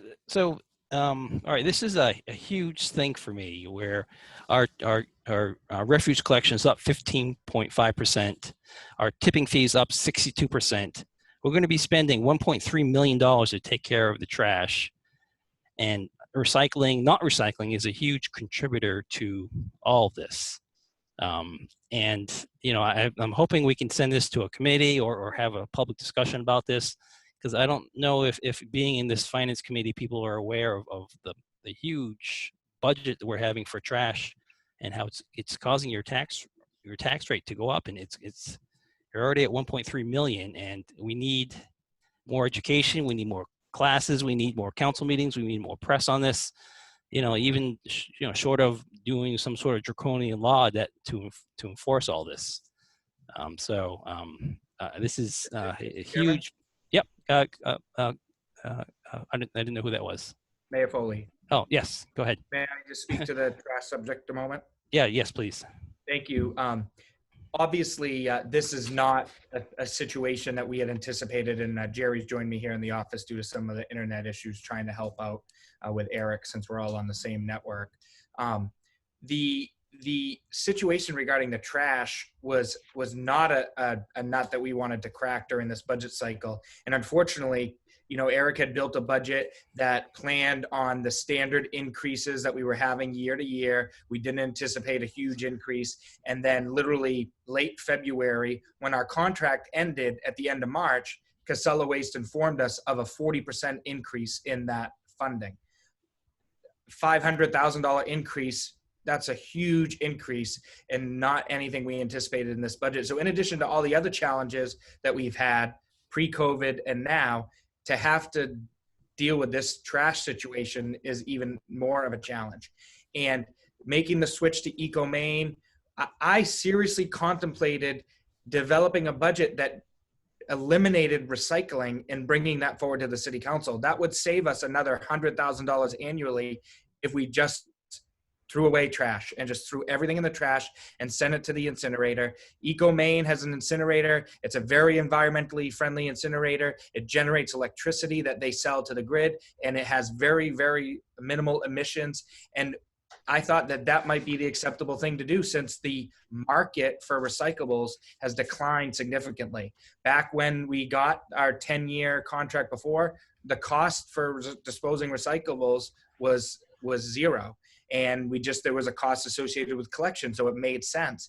And now with the market of recyclables being so difficult, the contamination rating becomes more of a challenge. As Mr. Bryant outlined in the memo today, and we outlined in the budget message, the contamination rate is so difficult for Westbrook that we have to, the first year, work to educate people and improve recycling. Council Shaughnessy has talked about this. I've talked about this many times, and we want to try to improve recycling. And EcoMaine, the difference between Casella and EcoMaine is going to join our hands to do that. They are going to help with the marketing and the education efforts to help educate the public on the challenges we're facing. But to your point, Councilor Chow, about starting a committee, doing all those things, those are all things that we weighed. This was one of the toughest nuts to crack in this budget. We didn't even get a final proposal that we could sort out until a week or so before we gave this budget to the council, and that was in the month of May. And so we were literally hashing this situation out for 2 months, in addition to dealing with the pandemic response. And Eric has done an outstanding job of helping Jerry and our other staff to navigate this challenge of the trash and recycling. But ultimately, the options are dismal on the situation. And I am an aggressive recycler. I'm one of the ones President Reardon jokes with me about overfilling my can. I've got big boxes and they're hanging out the outside, and I'm just trying to make sure it gets all in the recycling. And don't ask my wife, because she wants to kill me for how aggressive I am with recycling and picking things out of the trash and doing all that. I work hard at it, and I know a lot of residents that work hard at it, and it's frustrating because a lot of people don't work hard at it and they don't care. And I see a lot of houses that even still just put out trash, just the trash can and not the recycling can. And people put their recyclables in trash bags, which they're not supposed to do. So those are all things that attribute to the challenge that we're facing. And it really, really is a tough nut to crack. And so we got where we were able to save a little bit of money by reorganizing things. And I weighed heavily with Mr. Bryant and the team about what should we bring forth for a plan for trash and recycling. And this was a tough one. And we could ultimately save even more money if we went forth without a recycling plan. But I think that wouldn't be well received in the community. And amongst all the battles that we have right now with positions that we've had to eliminate, the pool versus a splash pad, all those different things, I didn't feel like we could take on another long-term battle right now that we'll have to revisit it. And unfortunately, these conditions in the budget that you're talking about commit us to a 10-year contract. Mr. Bryant wanted to do a 1-year contract and get us a chance to sort it all out. And the pricing was astronomical that we could not absorb in the current budget by just doing a 1-year contract to take some time. So unfortunately, Casella didn't inform us of the anticipated change in a more timely manner. And we are in this situation, and we've got to commit as a community to work better at educating everyone in recycling. And that's the plan that we have. That's the plan that we've been doing for a decade. And I think we just need to work on improving it. And Eco Maine, a partner down the street, is willing to help us navigate that and working with Casella to pick it up. So I'm hoping that we can navigate this and try to get through this and improve recyclables. But otherwise, our option is to simply throw everything in the trash, for lack of a better way to describe it. Thank you. Councilor Story was first, then I'll take Shawnee second. Yeah, I just want to say it sounds like we've done our due diligence on this, and I think we're going to like our 2021 price come 2031. So, this is not an issue that's going to go in the other direction, I don't think. And I think we've done a good job. If we are going to vote on saving 100K, that might get my vote over 10 years. Invest it wisely. It's going to be a big nut in 10 years, but I think we've done a good job for this one. So thank you. Thank you. Councilor Shaughnessy.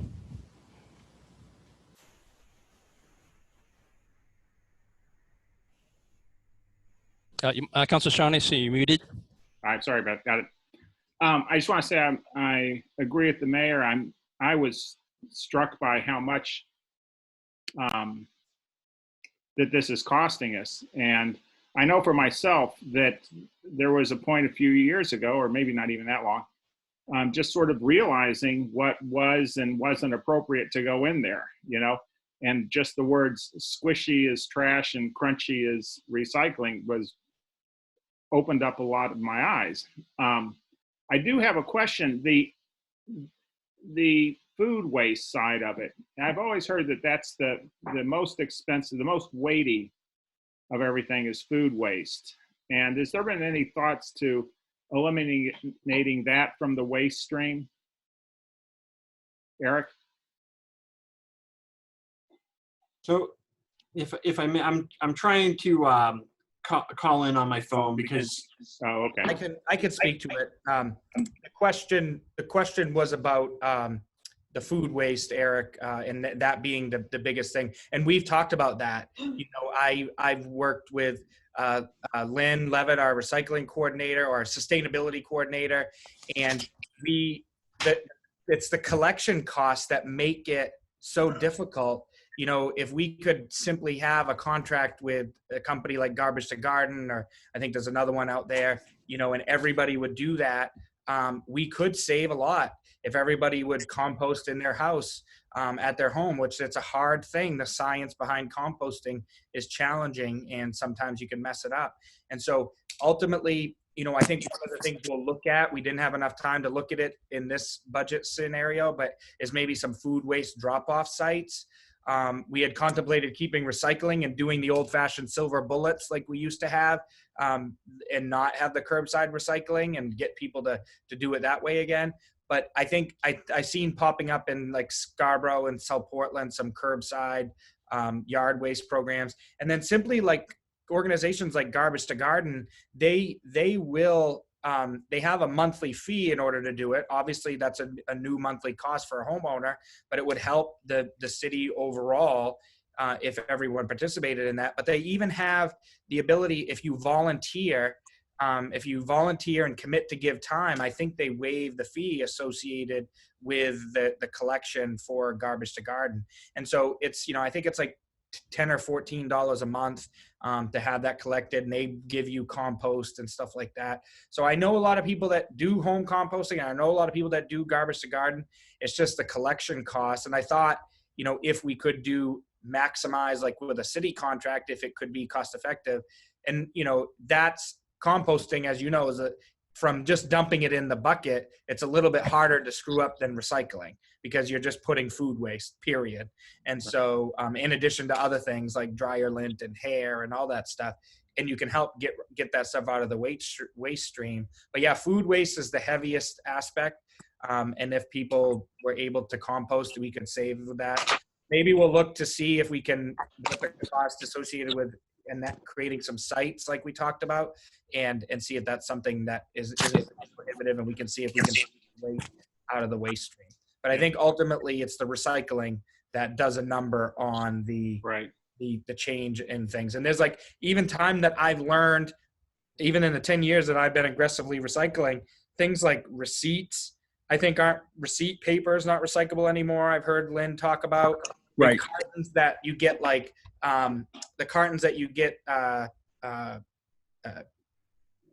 what chicken stock and stuff in, like those aren't recyclable anymore. So those are things that people struggle. They even have, I looked at one yesterday that had a recycling logo on it, said it was recyclable, and they're not technically recyclable. That, the recycling companies can't use those. So it's really a matter of, and we did a huge education effort when it started, and Westbrook Recycling picked up, it was like at 40%. And again, it was easier to sell the recycling, even with a little bit contamination. And now it's harder. So, Lynn will continue to do what efforts she can as a city employee. But I think a partnership with Eco Maine was the best choice, because they can help us. They do advertising all over as part for their member communities, and they'll help the community to better market recycling and improve recycling rates. But this isn't a situation that just Westbrook is struggling with. South Portland, Scarborough, Portland, they're all struggling with this. And the only true way, and I've been around long enough to debate this, the only true way you can force people to recycle and force people to is making an economic incentive associated with it. And the economic incentive that you'll find, Portland just tested with the with elimination of their paper bag for a short time, that people just filled up the trash and loaded the streets with trash. So really the next option, other than just incinerating everything, is to have our paper bag program. And unfortunately that wouldn't work with our current collection system. And so really we don't have that option. So this is really a tough one. And I wish there was an easier way out, but I think this is the right way to go to try to get us going in the right direction. And ultimately, if we find that this is going the wrong way and we're not realizing the recycling efforts that we have, we might have to explore a different option. And I don't know what those options are right now. Great. Well, thank you. Any other councilors have questions for Eric? Yes, Councilor Grande. Oh, yes, Councilor Grande. Sorry. Thank you, Chairman Chow. Mayor, this is a very good topic to discuss. And I really know that you did a very good job, a heck of a job with all your team. When I heard the 500,000 for the trash and recycling, I was scared. On this pandemic in this budget. So I don't have any question. I just want to have a comment that you mentioned that you had an education about recycling versus trash many years ago. So Westbrook has grown. It has changed. I don't think that we can just rely on the history in terms of education. If we can be able to save money, that's my daily job. It's about savings as much as we can. We should really continue to educate our community in any way we can. So I appreciate what has gone into this in the past, but I will say if there is an opportunity to do that again, please don't get tired. Let's get all of us together with the help of Eric and his team. Let's create some flyers again. Let's do some outreach and education to the community. The more we educate them, probably we can save some bucket again in the next 10 years. 10 years is a long time. We locked into a contract for a long time. So I just want to say that education may be very helpful, and education never be tired. Thank you. Thank you.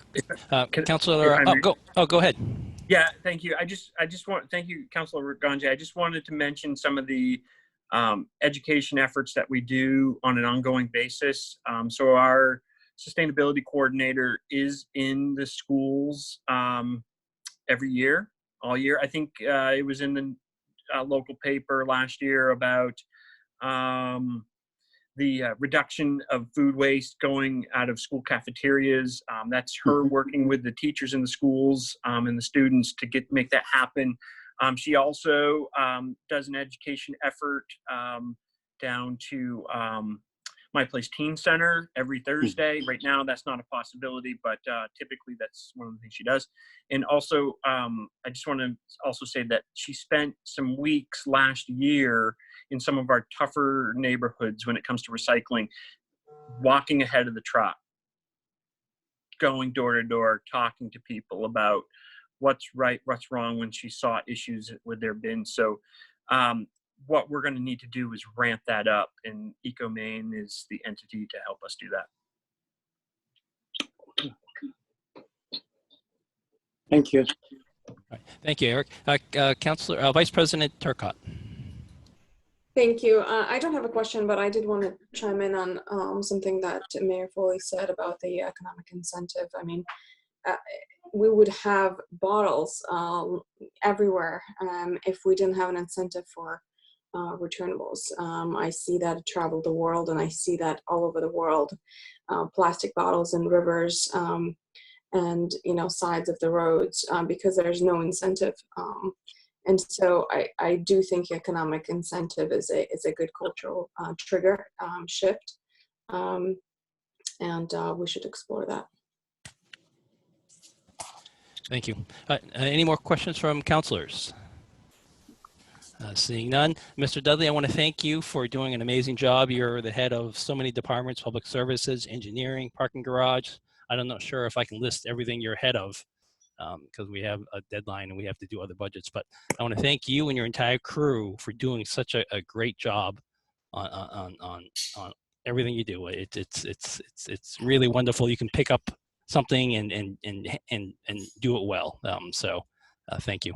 So it's the other 37 people in my department, just to be clear. Yes, they do a great job as well. Thank you.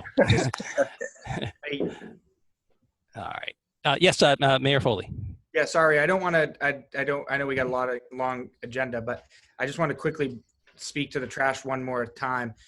I think Councilor Shaughnessy and I had talked about this before, with an effort to try to get more neighborhood meetings and things like that we can help when we can do that again. We can help to try to educate people more one-on-one about recycling. But the other thing the council has considered in years past that we didn't build into this budget and we can consider to help with savings without making any adjustments to our contract is potentially adjusting the number of units that we serve. And so right now, I think it's up to a 4-unit. Is that correct, Eric? 6. 6. So we will pick up the trash from a 6-unit apartment building. And as an apartment building owner myself, it's a business and there's cost associated with that business. And if for some reason there's a change in cost, people have to adjust. I know the council, I don't know if Councilor Chow was around when we had talked about that in the past. When we first transitioned to the current trash system that we have now, I think we reduced it from a higher number to 6. And, we filled the council chambers with people who are upset about the challenges associated with that. I think we had originally proposed to reduce it to 4, and then we ended up trying to come up with a happy medium. So again, that's something that we could consider doing and reducing the amount of units that we serve to either, a 4-family or a 2-family or a 3-family. And that could help us, generate some savings in areas and transition those costs over to those property owners and to those businesses to take that on. That may be a tough nut to crack as well, but that's somewhere that we could potentially over the next time frame work to make adjustments to the city ordinance to do that. Well, thank you. I think that's a great idea. I think we should revisit this quarterly and let us know our recycling rates and how we're doing as a community. I still feel that there's people that feel that those 2 bins we give them are both trash bins, and so no matter how well I do, my load gets incinerated because it's treated as trash because the recycling is contaminated. So I would like to see this quarterly and brought up all the time, and let's talk about it until they're tired of hearing about us and they recycle correctly. Okay, on to the next presentation, community services. and User Fee Funded Programs, tab 18 by Greg Post. Greg, are you with us? I'm bringing him in right now. He should be joining.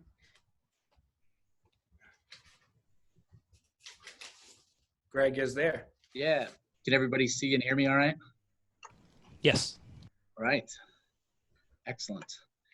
Well, thank you, everybody, Mayor Foley, City Council, administration, for allowing me the opportunity to be here tonight and present an overview of our budget for this coming fiscal year. And I want to take the opportunity as well to thank everybody that was able to join us back in February for our council tour, and members of the administration that were here as well. So again, thank you for that.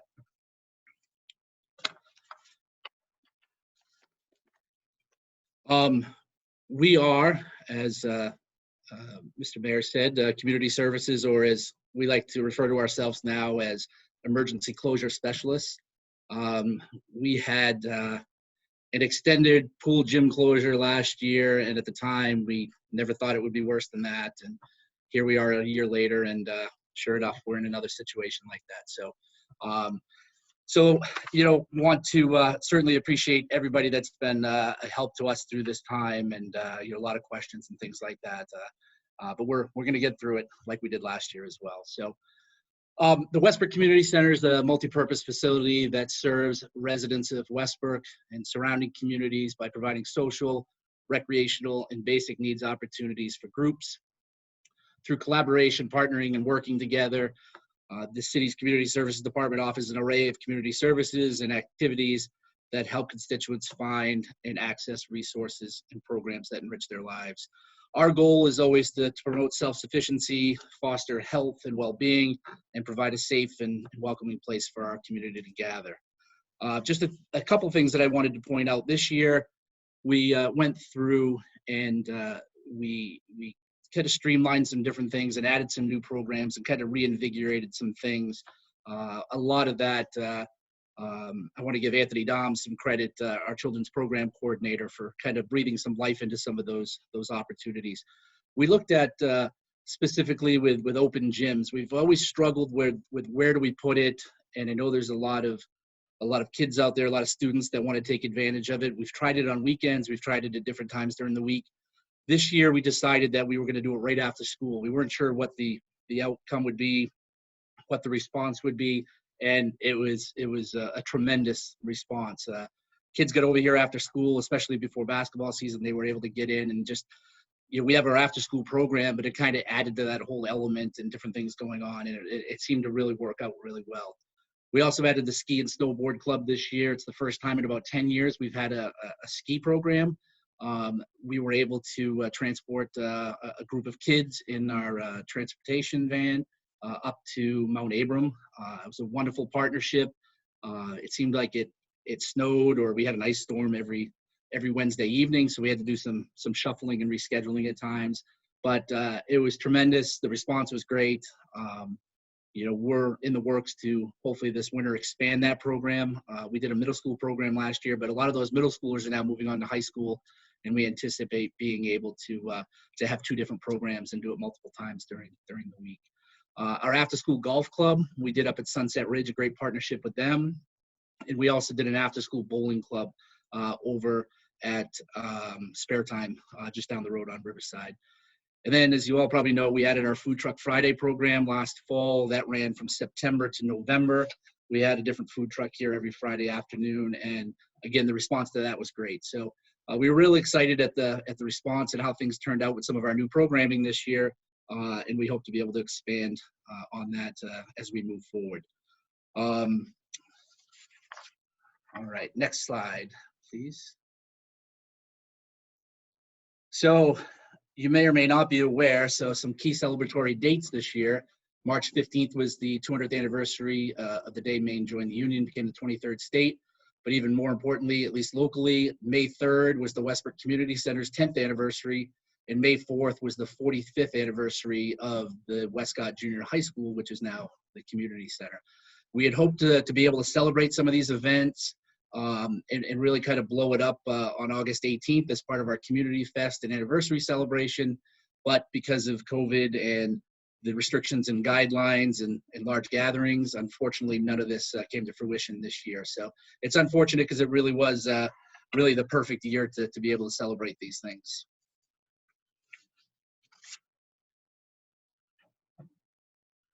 So in terms of operations, we kind of run the gamut. There's different things available here, as most of you know. We run aquatics programs for all ages. We offer a before and after school children's program, referred to as Westbrook Learns. We have birthday parties. We do birthday parties in the pool. We do birthday parties with bounce houses in our activity room. And we also offer dance birthday parties as well. So on any given Sunday, we could have 3 different birthday parties going on in different parts of the building at once. And those tend to be a big hit. We have 86 garden beds in our community garden. And one thing with COVID, that doesn't prevent you from gardening and being outdoors as long as you're still practicing proper social distancing. This is I don't want to say it's the best year ever in terms of selling or renting the garden plots, but right now we've reserved 82 out of the 86, and it's been a hotbed of activity out there. We've got some along the parking lot as you come down on the pool side, and then we've got some out back as well. And again, the response, just people looking for things to do to get outside. We're not sharing equipment like we've done in the past. We're asking people to bring their own for the time being. So it's worked out really well, and it gives them an opportunity to get outside and do some things. Cornelia's Closet Resale Thrift Shop. We have an unbelievable volunteer that helps run that for us, Iva DeRosa. Her and our staff work endlessly to make sure we turn things over in there. Things that we don't want, we end up working with Salvation Army. So it's a great opportunity for reusable items and things like that. Enrichment classes and activities. We do event rentals in our different rooms. Fitness programs. This year we did source that out through Train Your Inner Athlete, and we had talked about that back earlier this spring in some of the council meetings. That's been a great partnership. Unfortunately, right now with all the fitness programs, they're all online, but Lisa Petroselli's done a great job of keeping that all alive while people are at home, and the response has been really good. Vacation and summer camp programs and youth recreation and sports programs. One thing we started doing 3 years ago is we do a strategic planning retreat. And we do it about midway through the fiscal year, usually around the holidays. And what we do is we take our entire staff and we go off-site and we go to another community center. We meet for about an hour and a half, 2 hours. We talk about what's working for us, what's not, kind of look at our strengths, our weaknesses, opportunities, threats. You've all heard about SWOT analysis. We go through that and we really identify kind of where we are, on our plan and maybe things that we could do differently moving forward within that year. And then we get a tour of that particular community center and understand their operations a little bit, kind of what their challenges are, things that they do really well. This year we went up and we had that event at the Freeport Community Center. The year prior, we were over at Portland Parks and Recreation. And then the first year we did it was over at the Point in South Portland. So we've got a really good mix of things over the last few years. We like to think we know what we're doing and we're doing it well, but it's really great to be able to see what other community centers are doing and be able to hear from them, again, what their challenges and opportunities are. So currently our staff, we've got 8 full-time employees and we have 1 part-time permanent who works 25 hours. That's the core of our staff. When we're in full operation, we have 1 aquatics instructor who handles all of our group aquatics classes in the pool. We have lifeguards. They work various hours. Some are in the evenings for lap swim, weekends with swim lessons, open swim, things of that nature. And then we have our Learns before and after care program, again, with various hours. That program runs in the morning from 7 to about 8:30, 8:45. And then the after school program, students end up here after school. And you're looking at probably a 3:30 to 6 type range. Summer camp staff, that number's a little high. We've been able to kind of cut that back and be a little more efficient. We're looking at about 20 to 24 staff members now for the course of the season. And then we have some part-timers that are building an outdoor pool attendants, and they are tasked with kind of being the first base, almost customer service, doing our check-in, answering questions, and making sure that everything is entered into our system properly for tracking. All right, next slide, please. This is just an overview of our organizational chart. Just kind of summarizes what I just provided you in terms of full-time positions and kind of the layout in terms of responsibilities and who works within each department. All right, next slide. So looking at service levels, in our system, we use the Civic Rec registration system. We have 3,309 unique memberships, and we have about 5,200 total members. That includes youth programs at Delta, enrichment, vacation and summer camp, learns, birthday parties, swim lessons, gardening, like pretty much everything that you can do at this building. Over the course of this fiscal year, we had about 12,800 visits. Primarily, those were aquatics and pickleball. It does have some fitness numbers in there because we didn't transition and outsource that until the end of October. So there are about 2,700 fitness visits in there. Pickleball is really, I'm not sure how many people are familiar with pickleball or have played. It's a really fun game. It's for all ages, but primarily we see 40 and over. I mean, there's some that are younger. Right now, they run a program here, not right now, but when we're operational, 2 to 3 days a week. And then they also have some time on the weekend. There's no overhead. It's their equipment. And they basically come in and they're charged a fee or their membership each time they come through. So it's insanely popular. If we could put more time in here, we probably would. And they're extremely loyal. Aquatics, as you can see, up over 8,000 visits, and that is, the majority of that is here at the indoor pool during this time. 4,300 projected visits to community meals. We do have a partnership with Wayside Food Programs and Woodford's Expeditions. We offer a community meal each week on Tuesday, Wednesday, and Thursday. And those are very well attended. Tuesday is geared more towards our after-school families. Wednesday is Wayside, and that's just a wide open community meal. And then Thursday evening, the Expedition program puts on a community meal that's open to the general public as well. We do have the Hit Pit, which is an indoor baseball and softball training facility. And even though the numbers have dropped just because participation levels in youth sports, Little League, and things like that have dropped, we do average over 100 weekly users of that facility within our building. So we have great relationships with Westbrook Little League, Westbrook Middle School, high school. We do some lessons, and we do offer it to other user groups, but we primarily utilize that for teams. And the reason being is that coaches are certified, they've had their background checks, they are certified in first aid and things like that. So it really kind of adds to what we're able to do down there. Lease and rental revenue has been a big one for us over the last couple of years. We've been able to make some adjustments from year to year to get us back to not a market rate, but at least a consistent rate here within the building. This year we were on pace for new highs in lease and rental revenues. And even though we lost Global Premier Soccer, they relocated back over to Warren Avenue. Our rental revenues were up 18% over 2 years ago, despite that loss. Next, please.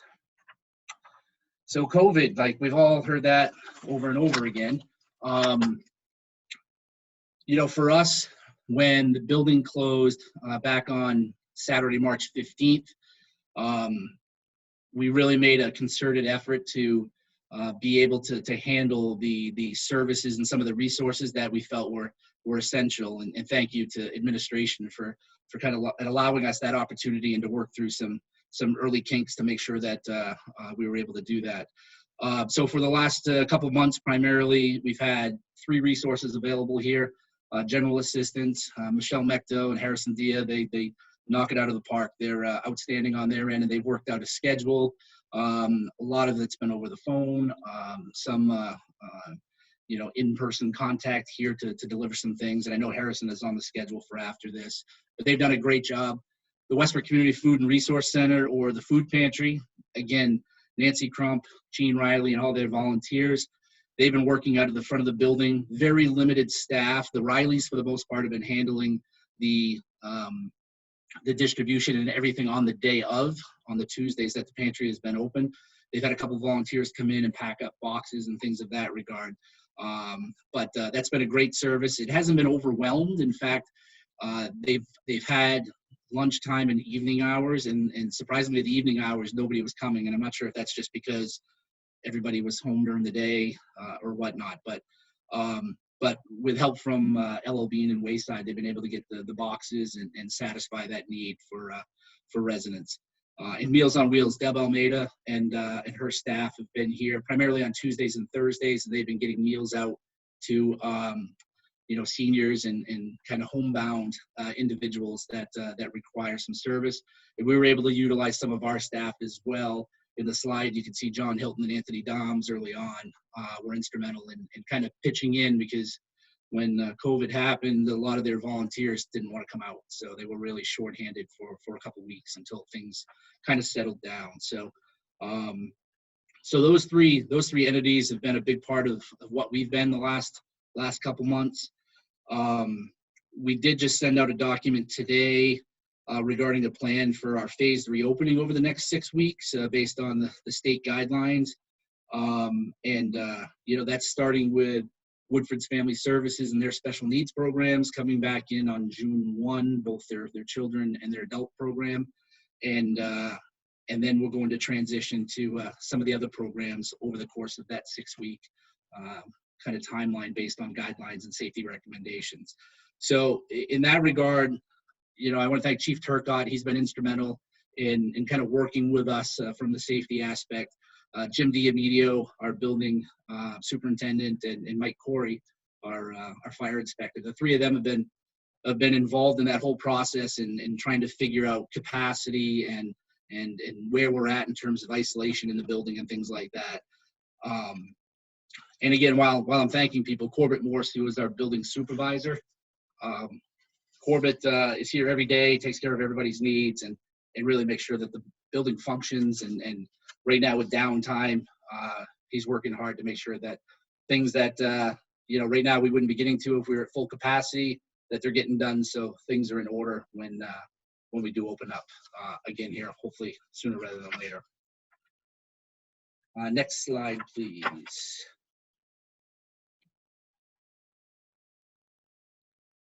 So tenants and partnerships, just going through a list of what we have here within our facility. We have the Westbrook Historical Society. We've got the Westbrook Community Food and Resource Center, the Food Pantry, Meals on Wheels, which does Westbrook and Portland distribution. Westbrook School Department has scaled back since the opening of Sakarapa, but they still have a classroom here that's dedicated to adult education. Woodford's Family Services in the front part of the building, the SEALS Swim Club. Not only do they train competitively for their program, but they're also a big part of what we do with swim lessons and things of that nature. We have the New England Arab American Organization. Zoe and her group have been great to work with. Peaceful Intentions and Center Massage Therapy. Global Premier Soccer works with us on our Little Kickers Youth Soccer program.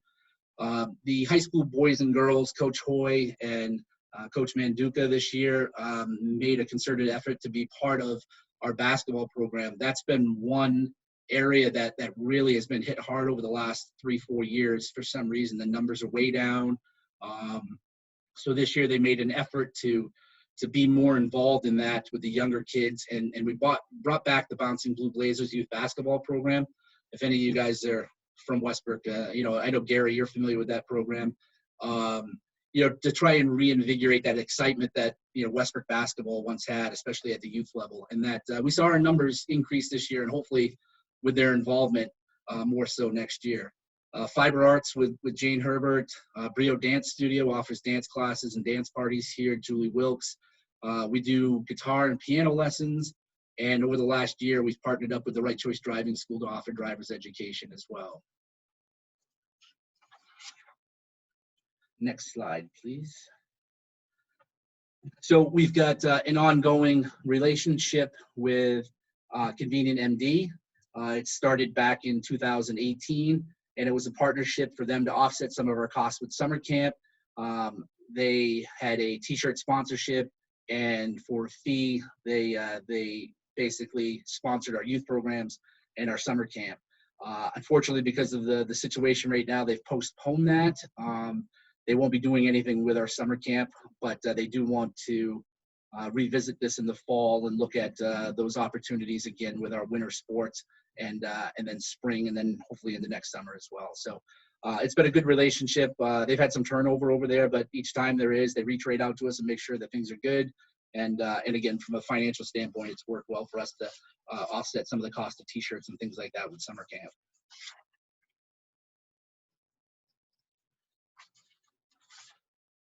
Here's just an overview of our facility.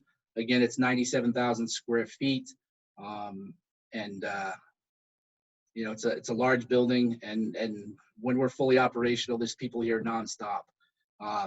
We tend to open by 5:30 in the morning. We have somebody here at 5 a.m. and we usually don't close up until about 9 o'clock at night. So Ashley, if you can do the next slide. So primarily we have two facilities that we do programming out of. Here at the community center, we've got the indoor pool, the 4 locker rooms, gymnasium, the hip pit, spin bike studio, activity room. We've got our 2 kitchens, the former kitchens and cafeterias of the old school, the dance studio, fiber arts room. As you can see, it's pretty extensive in terms of what we have available here, and we've really tried to maximize the space that we have. Some of these spaces, when we took over this building, were old supply closets or a laundry room or things of that nature. And through our partnerships and development over the years, we've been able to utilize those and really maximize the space, regardless of how small or big it is. We do some programming at the outdoor pool and the Fraser Field Complex. You know, down there, it's the bathhouse, the restrooms, pump house. We have the 2 full-size basketball courts, which are lit, and the softball field as well. So in addition to that, we also use some of the amenities at Westbrook High School and also the multi-purpose field out on Small Hardy Road. So here at the facility, we have the John P. Davin indoor pool. It's a 25-yard lap pool with 6 lanes. Again, we offer lots of different programming, group programming, lap swims, open swims, swim lessons. We are the host facility for the SEAL Swim Club, Westbrook High School swimming. Somebody have a question? No. Gorham High School. So both Westbrook High School and Gorham, or Westbrook School Department and Gorham School Department, both their high school and middle school programs, and some various other you know, entities and programs. We do some stuff with life-saving resources. The last 2 years, we've been able to partner up with the Arabic American organization and offer swim lessons on Saturday mornings as part of their ESL programming. Zoe has their program that runs every Saturday. It's an educational program, and it runs from 10 to 3 every Saturday. And we worked it out so that we could do swim lessons for those kids in the program from 9 to 9:45, essentially. They get showered up at the end, and then they go join their class at 10 o'clock and have their scholastic day ahead of them. One big thing for us this year, and I know they're already itching to get back here, is Maine Synchro, which is a synchronized swimming group. That kind of fell into our lap. I'm not even sure where that came from, but they ended up renting pool space from us every Saturday and Sunday for about 3 or 4 hours each day at full rack rate, and that was a nice surprise to us. You know, one of the things that we looked at going into this current year was our weekend hours. Were we being smart? You know, were we hiring in building attendants? Granted, you know, they're only making, you know, 10, 11, 12 bucks an hour, but are we even getting a return on that investment on the weekends? And we decided, you know, we weren't going to just be open to be open. And then all of a sudden these things fell into our lap where it more than offset the cost to have a building attendant here for a few hours. So that was great. They loved our facility. And like I said, they're itching to come back this year as well. Chever Sports Camp started with Jack Dawson. He's no longer there, but they still continue to come over here in the summer months. Like I said, we do swim lessons with certified instructors. We utilize the SEALs program for that, and they've been great. Splash birthday parties. We do have the ADA compliant lift and stairs for ease of access, entering and exiting the pool. And generally speaking, the pool is open Monday through Friday from 5:30 a.m. until 9 p.m. So it's utilized all day with a few breaks here and there to be able to clean the deck and test chemicals and things of that nature. On the weekends, we're always open by 7. This year, we actually started on Saturdays as early as 6 so that we could get the SEALs program in before the swim lessons and everything started. And that worked out great. And like I said, the TBD is because it's based on what's going on in the facility. And this year it turned out where we had main synchro and things like that, we ended up being about 4 o'clock on Saturdays and Sundays. So it was a great partnership with them. All right, next. So the Coordinated Warren Outdoor Pool, we offer daily swimming for adults, children, and seniors. We've tried over a handful of years different things at the outdoor pool, swim lessons, lap swim, things like group classes, our senior aquatics, and we really found that we were kind of beating our head against the wall because a lot of those programs are contingent on good weather and not even warm temperatures, like very warm to hot temperatures, just because the pool is not heated. Kids don't like it after a few minutes in the pool. Seniors certainly don't like it. So we've concentrated just on open swim the last few years, and we kept those other programs here at the indoor pool. We're open weekdays 12 to 7 and weekends 12 to 4. We generally run a 10-week session. We do daily drop-in fees for all ages, and that basically is a admission for the full 7 hours that we're open or the 4 hours that we're open.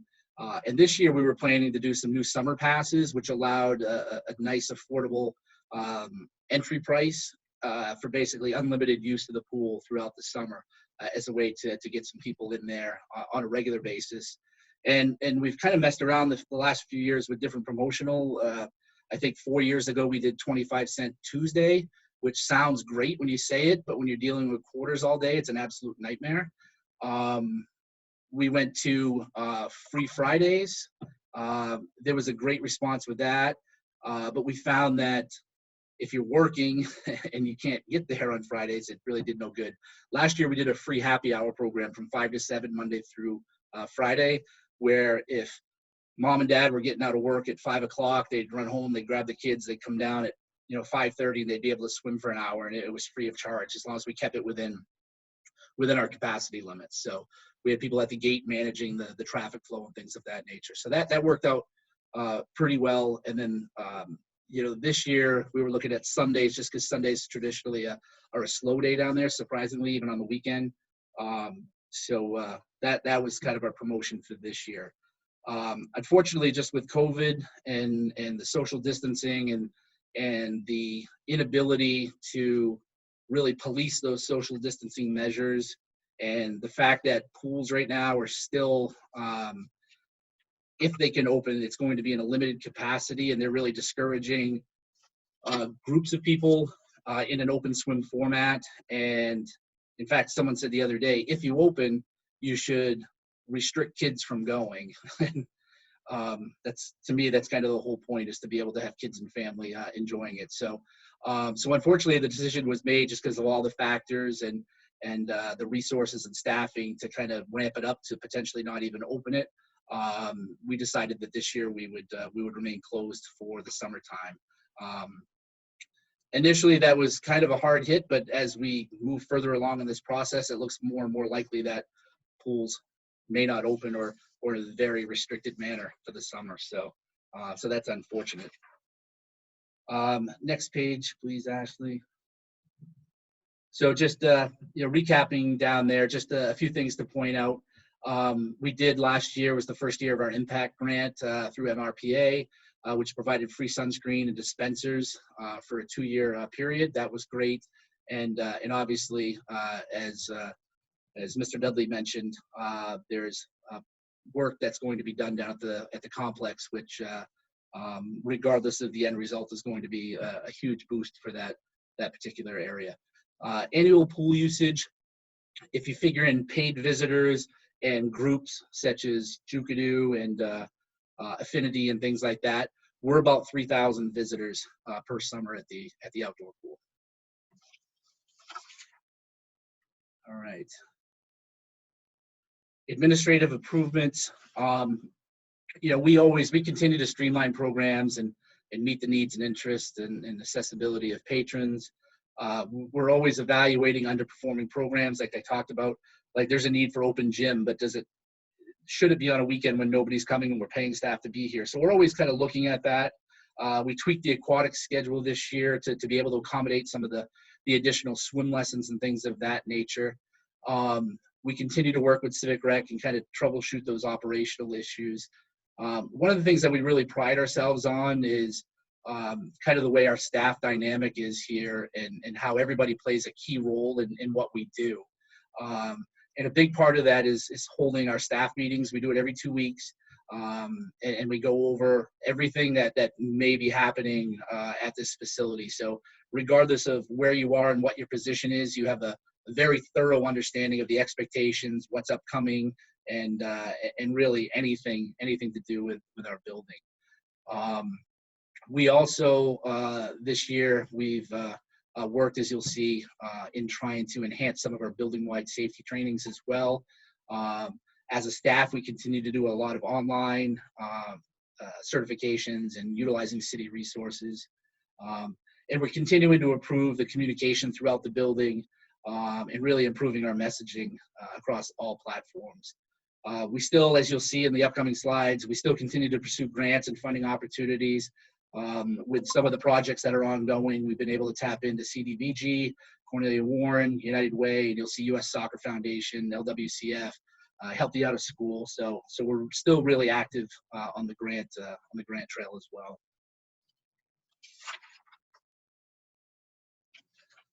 In terms of facility and asset updates, again, we're extremely fortunate that we've got a great building team. Jim D'Amidio and Aaron Davis, both of them have been instrumental. They work really well with Corbett here to make sure that everything's in tip-top shape as you come through the door, everything's functioning properly.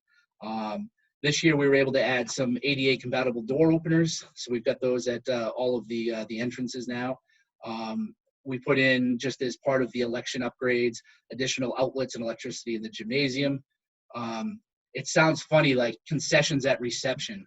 For years, we've been struggling with how do we do this? Not necessarily to make money off concessions, but just, especially with kids coming in after school and things like that, and our counselors coming in and working in the after school program. We decided this year we're just going to put a snack rack and a small fridge down in reception. We're going to make, a minimal profit on those things. And we couldn't keep stuff on the shelf. We're like, how did it take us 6 years to figure this out? But, we offer the open gym for free, and I think they more than offset it by buying the Gatorade. So it's kind of an internal joke here how popular concessions are at our reception. We also added some fans up on the pool observation deck. For those that have been up there during meets, it's just unbearable at times. But that, along with the HVAC system that went in last year, have been huge. You all know about the new Veteran Services Office and Artie Ledoux and the things he's doing over here. We were able to take back the GPS space and add that to our Learn Summer Camp portion of our facility. We work with United Way's Day of Action. That has been postponed. It's usually in May, right about this time. I think May 24th was when that was scheduled for. And then last year, courtesy of Lowe's Home Improvement, we got a new volleyball pit here on the outside of the building. Right. Just a couple of things in terms of grants and recognition. Last year, we had 2 City of Westbrook Employee of the Quarter awards. So considering there's 4 quarters and we had 2, I think that's a good thing. And just, again, spotlights our staff in terms of the good work that they're doing. And we were also given the Hannaford Community Award, so a $2,500 donation from Hannaford here in Westbrook as well. So listed out are some of the things that we've received over the years, and again, just being able to tap into grants and access those funds has been great. Next slide. So in terms of grant projects, and Eric mentioned these earlier on, we've got a couple large ones that are in the hopper right now. So we've got the Four Season Rink down on Lincoln Street, and that is coming along. And again, with that project, John Morgan, who is a teacher at Westbrook High School and represents Roosevelt Soccer Club and Soccer Maine, he's been instrumental in getting this project off the ground. And I want to, again, thank Eric, Doug Eaton, and that whole crew, and Robin Saunders, the project manager, Jenny Franceschi. They've all been instrumental in kind of working through this progress and actually getting the work done down at the site.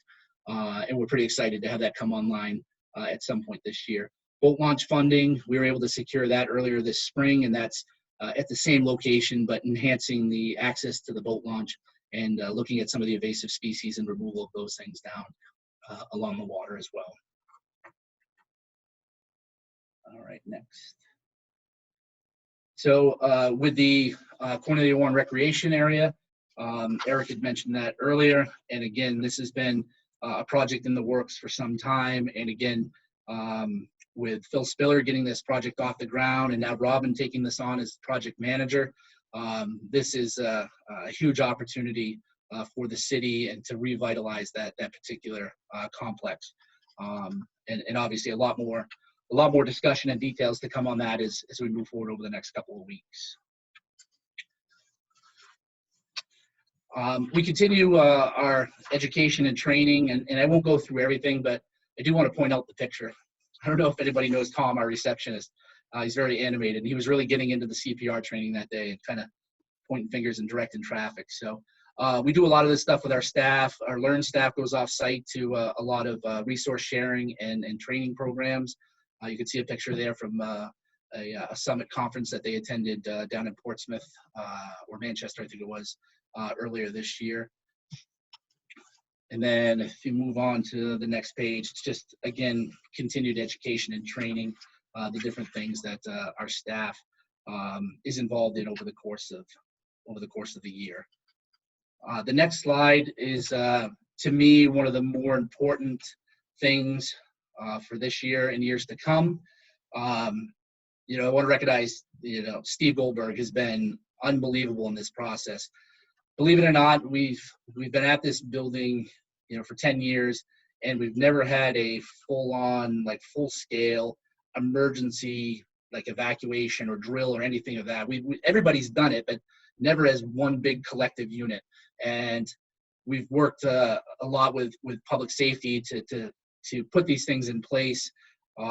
We had one planned for this year. We had an ice storm. It got bumped back. And then we also put a lot of effort into the ALICE training, which is an active assailant, and how we react and things to do. God forbid we ever have an emergency and an active assailant in the building. Those two things, the ALICE training, the building-wide ALICE training was scheduled for Friday the 13th. And that's the day we had the emergency meeting to talk about potential shutdowns and everything. So the fact that we had 70 people coming to that training, we felt because of the circumstances, it wasn't a good idea to hold it that day. That got bumped back, and obviously we've been closed ever since. So that, as well as the building-wide evacuation drills and things of that. And not only public safety, but Jen Brooks and her staff at Congan and Jody Mezzanotti in the school department have been great. One of the things that we've been able to do is get two-way radios, because one of the big things was if we had an emergency or Congan had an emergency, how would we even know? So we have two-way radios that are dedicated just to the school department, that there's no communication on there unless it's an emergency situation. And those are now stationed here, and obviously they have them at the school. Moving on to next year, again, we'll continue to evaluate. One of the things we really need to do is look at how do we increase capacity and grow our learns and camp revenues. A couple of things that have been challenging for us is transportation. We were able to take on the additional space vacated by Global Premier Soccer. The problem is we're only allotted so many bus spaces that can transport kids over here after school. So even now that we have the capacity to do so, we really need to figure out how do we get those additional kids over here. And then with the CCSP program with child care subsidy, we are now, as you can imagine, that number has drastically grown over the last few years. And now we are at about 30% of our enrollment is on subsidy. what that means is if we are charging $100 for a child to come here for a week, and that includes before and after school, the maximum we will get through subsidy is $73.50. So we're off the top, we're losing about 27% of our full rate. Occasionally there are parent fees, but even the parent fee is usually less than $10. So we're finding in terms of our revenues, because of that dynamic, and we need to provide that service, there's certainly a need for it, but we had to kind of right line some things to kind of catch up with that growing number, and we've been able to do that this year. Develop consistent programming for the new 4-season rink. Look at opportunities to grow programming on the Presumpscot River, using the rink and the boat launch as a new recreational hub. I actually met with Councilor Story. I think that was maybe at the last live council meeting, and we talked about just some different ideas that he had, and I shared some of the things that we had been looking at as well. We talked about, growing the new user groups. This year, Maine Roller Derby and Derby Fit kind of fell into our lap as well when Happy Wheels shut down, but it sounds like there's a plan for a new Happy Wheels, so they may or may not be back with us this winter. Host a minimum of 2 project graduations. It was almost a banner year for us in terms of project graduations. We had Westbrook all signed and ready to go, I think, on June 6th. And Casco Bay High School was all committed for Thursday, June 4th, I think it was. And obviously both have canceled because of the closures. So we were really looking forward to that. We've hosted Deering in the past, and it's really an opportunity for us to, at least from a revenue stream, it's a big bang in one event. So hopefully we can get back to doing some of those things in the future. And then just basic things throughout the building here. I think my last slide, and I apologize if I'm going a little long here, just in terms of budget notes. I mentioned the fact that our revenues, we had a shortfall in learns. We've been able to streamline our regular and full-time salary expenses to fit within those revenue shortfalls, specifically the learns and summer camp.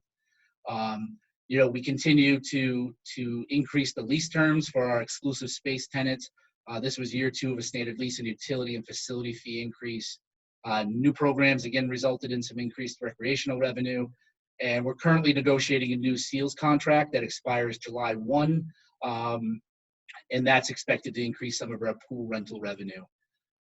Notable increases, we didn't ask for much this year. Just within our self-supporting programs in the recreation line, we asked for a little bit more. Just right now, our kayaks, which we want to make part of the Presumpscot and Lincoln Street, that area at some point, they're stored at the outdoor pool inside the bathhouse during the wintertime. And we feel not only would a storage trailer benefit us more from a storage standpoint, but also would allow us to do some excursions, like group excursions up to Mallison Falls and come down the river utilizing our transportation van and things of that nature. So then the only other thing was our temporary employees, our seasonal employees, primarily lifeguards, because we all know minimum wage isn't going down. Decreases, we were able to decrease our training budget, our printing and postage, and our general supplies. So we made a pretty concerted effort to bring down some of the items that we felt that we had some flexibility with. And I think outside of that, when it comes to budgets and things like that, Suzanne is always great. And in the past, we had Danielle Higgins and Lori McDonald here internally in our finance area that have been pretty instrumental in being able to help us over the last couple of years make sure things are in the right place, because for a long time they weren't. So with that, if anybody has any questions. Thank you, Mr. Post, for the presentation. Looks like I have a question from Councilor Shaughnessy. Oops, sorry. Keep doing that. Get some questions and comments. And first, I just want to say, Greg, I love the community center, and it's one of those things that makes a city a place that, like, a lot of what we do is on a very practical level, and this is the kind of thing that really can feed the soul. Really, I think makes a city a place that's highly desirable. And so thanks for all this. I'm excited by some of the things that are happening. One of the things that appears to me is it's very athletic based. And I'm wondering, I know the fiber arts is there, but is there any thoughts or plans towards more? I come out of an arts background. I held up in the arts. My identity was around the ability to make things. And I think it's something that's kind of lost to a lot of people these days. And so, I guess I just as much sort of a question, but a thought to plant to really see if we could expand that out there. A lot of the kids that aren't going to be necessarily athletic, and a lot older people too, will be more expressive based, and that's a real important thing. I've also was thinking, you have a kitchen. You didn't talk about, is there a kitchen still there? There are two kitchens. Meals on Wheels occupies one of them down closer to the main office. The other one is a kitchen, but I'm not sure I'd call it a kitchen per se, because it's really just a work prep space. So if you're having a party or some sort of rental, or if you need to warm something up in I would call it a pizza oven, it's not functional in terms of the range and the microwaves and things of that nature. Not like a commercial kitchen per se. Exactly, yeah. And we're limited because we don't have. I can't hear you. Can you hear me? There. This is. Can you hear me all right? I didn't quite get that. No, sorry. Can you hear me all right now? Yep, I can now. Okay. Yeah, it's not a fully functioning kitchen, and we're limited because of the hood and the lack of the hood and the suppression and all those things. Yeah. Okay. I was going to say that there's commercial kitchen rentals is a lot of possibilities in that. Love what you're talking about with the community gardens. You can't buy seeds hardly anymore. Everybody is going for those. That's very optimistic, I feel. And the Westbrook Learns, and I know that the art instructor is eliminated, that position. How does that get picked up in terms of content-based things that happen within that program? Sorry. I lost you for a sec. Were you asking some of the things that happened within the Learns? Yeah, and I wish I was there. I wasn't able to make, because I had to go to class, the tour of that. And I was just wondering, in terms of how that functions. Is it mostly counselor based, and is it athletic based, or? And I know that the art instructor was eliminated in that. So, but how does that function? Could you elaborate on that? If I heard you correctly, you were asking what type of activities and programs within the after-school program? Yeah. So it's a structured program where we do a lot of educational based things. There's utilization of the gym, obviously the outdoor. We do have a homework area for some kids who just want to go in and do their homework or read. Okay. It's driven. We have Anthony, who is our children's program coordinator, and Kathy Young, who's our children's program assistant. Kathy primarily puts together the structure in terms of kind of the curriculum for the afternoon, and everything is based on a schedule and runs pretty tight as to when kids come in. A lot of times, parents are starting to pick up by 5:30, even though we're open until 6. We don't really do a lot of structured activity from like 5:15, 5:30 on, for obvious reasons. But from like 4 to 5:15, it's pretty structured in terms of physical activity, schoolwork, arts and crafts, things of that nature. Okay, good. And I'd love to talk to you some more about Penobscot River, having it close to my heart. I would love to do that. So. We should also, people will probably cringe, but we should talk about solar panels on our roof. Hey. We have a nice flat roof, so. I know. All right, who's cringing? Like. We should definitely talk about that. Right, well, but there's definitely opportunities. I'm not cringing.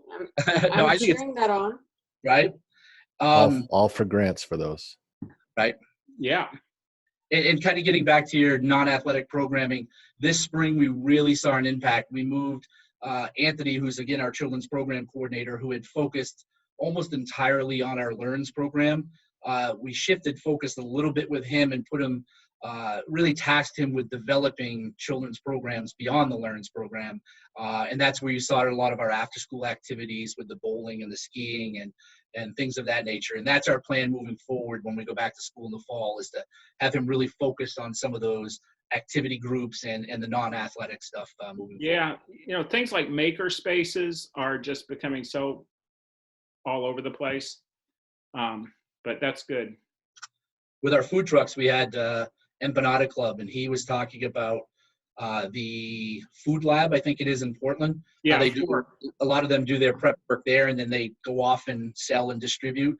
And we said, hey, maybe that's something we could do here as well. So we have kind of had that conversation. That's what I was thinking, because each food truck has to have an anchor commercial kitchen. Right.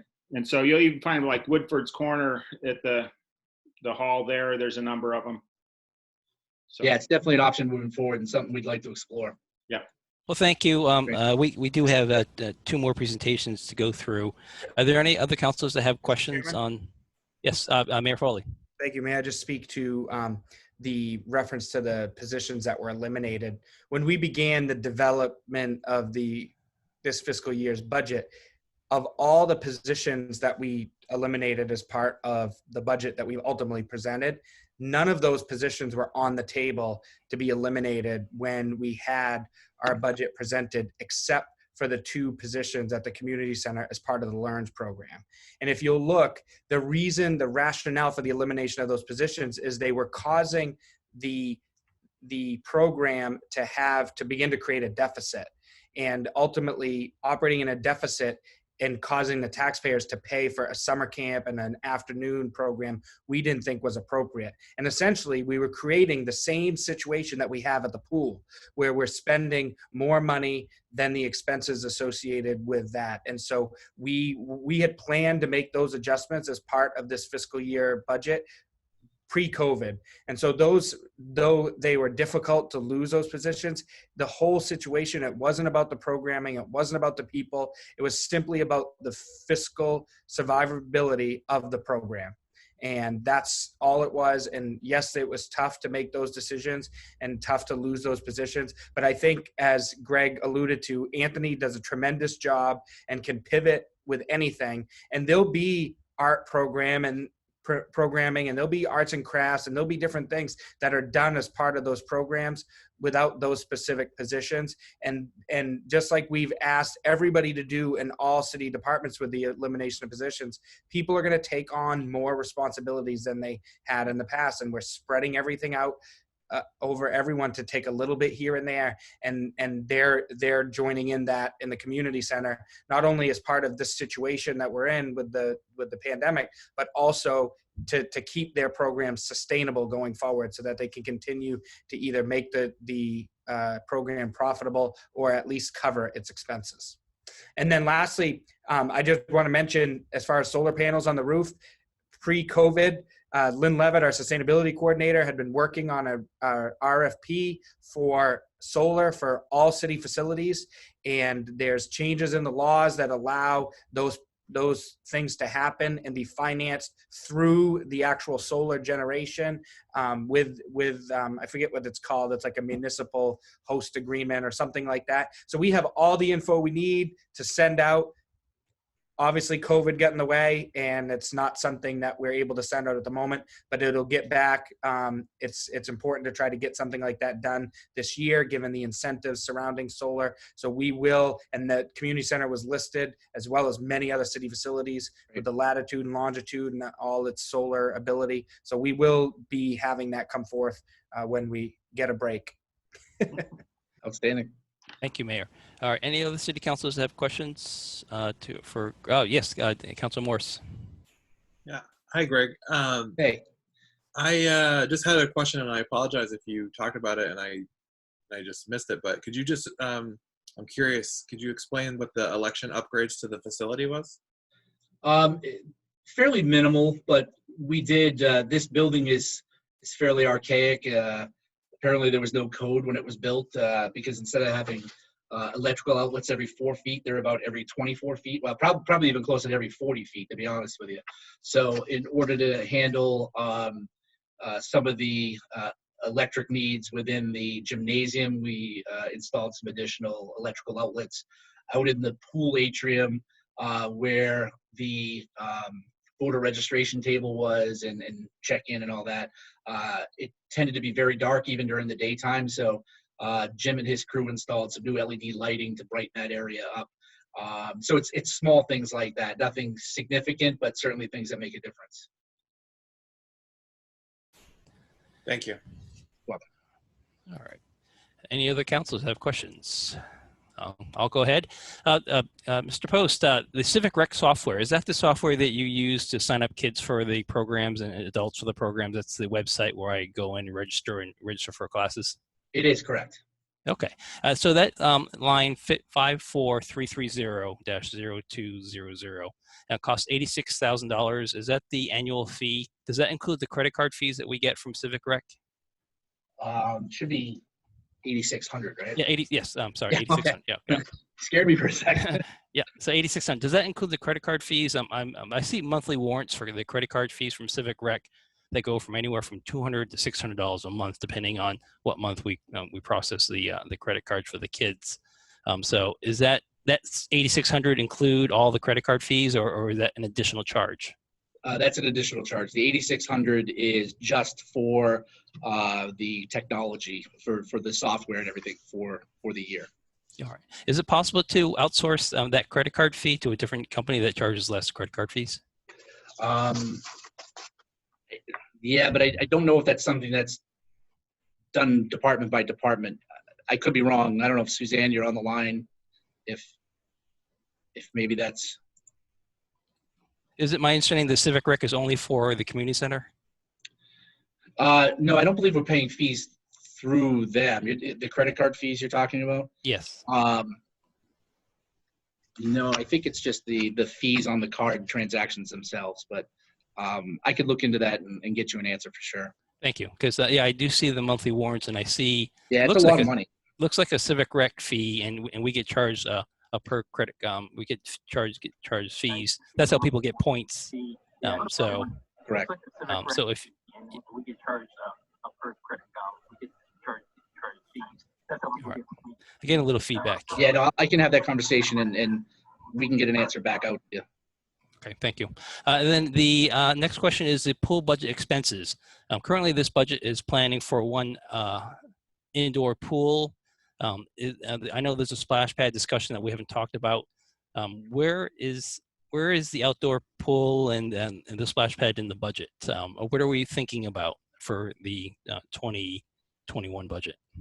So within the pool budget, we have roughly $164,000, I believe it is. We're about roughly $92,000 allocated towards the indoor pool and about $67,000 for the outdoor. Primarily, that's lifeguards, chemicals, things of that nature. Okay, so we have plans for the outdoor pool budget in this. We did have money in there budgeted for this summer. Obviously, with the closure, then we're not going to be spending any of that money that was allocated for the outdoor pool this year. And what about little bits of next summer, the June part? Mr. Chairman? It's usually the last week. I guess it really depends. I guess regardless of where that grant goes and what's decided, whether it's renovating the pool or a splash pad or both, there's a good chance that that'll be under construction next summer. So, we'll put money in the budget, when the time comes to plan accordingly, but there may be some dynamics that prevent us from being open next summer as well. Okay, thank you, Mr. Post. Mr. Mayor. Yeah, just quickly, the budget was built to maintain the current situation that we have, Okay. which is the pool. So if we go down that road, to Greg's point, it may or may not be even open next year, regardless of what is chosen to be a splash pad or a pool, because there will be construction that needs to take place.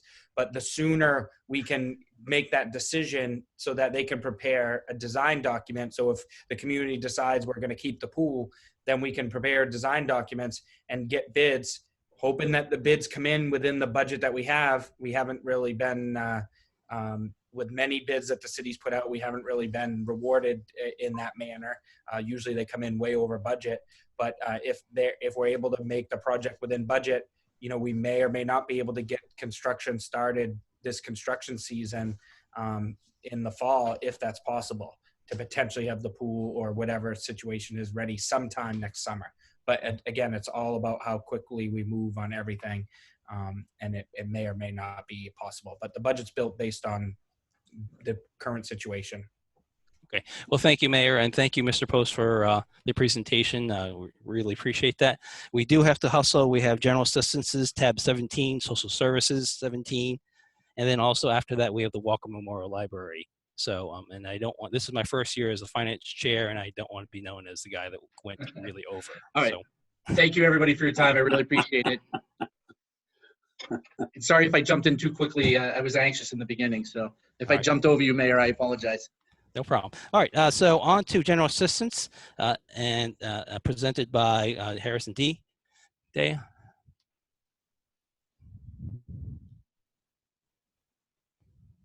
Let me get him in. Hold on. Thank you. This is tab 17 in your blue binder.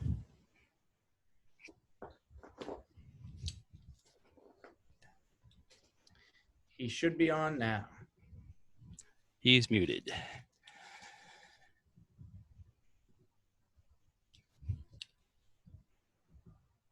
There he is. Hello. Hi, welcome. Yes, hi. Good evening. Can everybody hear me? Yes, we can hear you. Okay.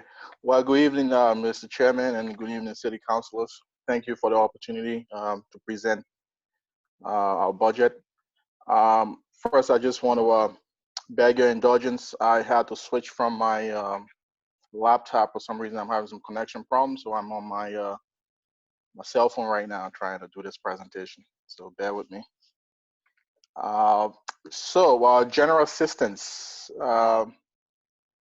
General assistance is just an overview of general assistance, an emergency program that was established under Title 22 of the Maine State Statute. It's a program that is available to residents who are unable to meet their basic needs. We provide assistance with basic need and basic needs only. We do receive reimbursement from the state of 70% for assistance that is granted.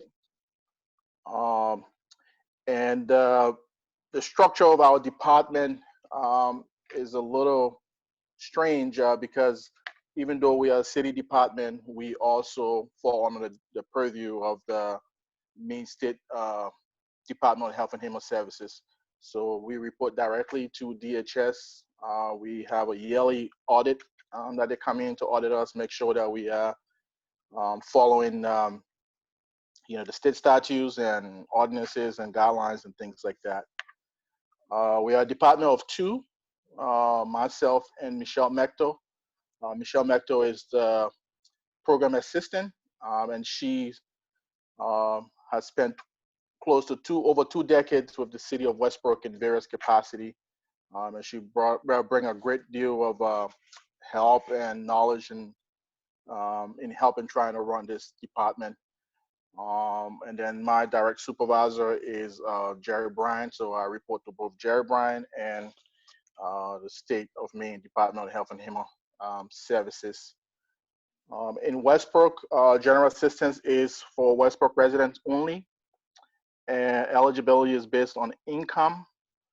So every year the state sets the statutory maximum, and then we have to look at that maximum based on the applicants and see whether they're eligible or not for general assistance. It is a program of last resort, meaning that applicants have to exhaust all other resources available to them before applying for general assistance. We provide assistance through voucher, so no money exchange hands.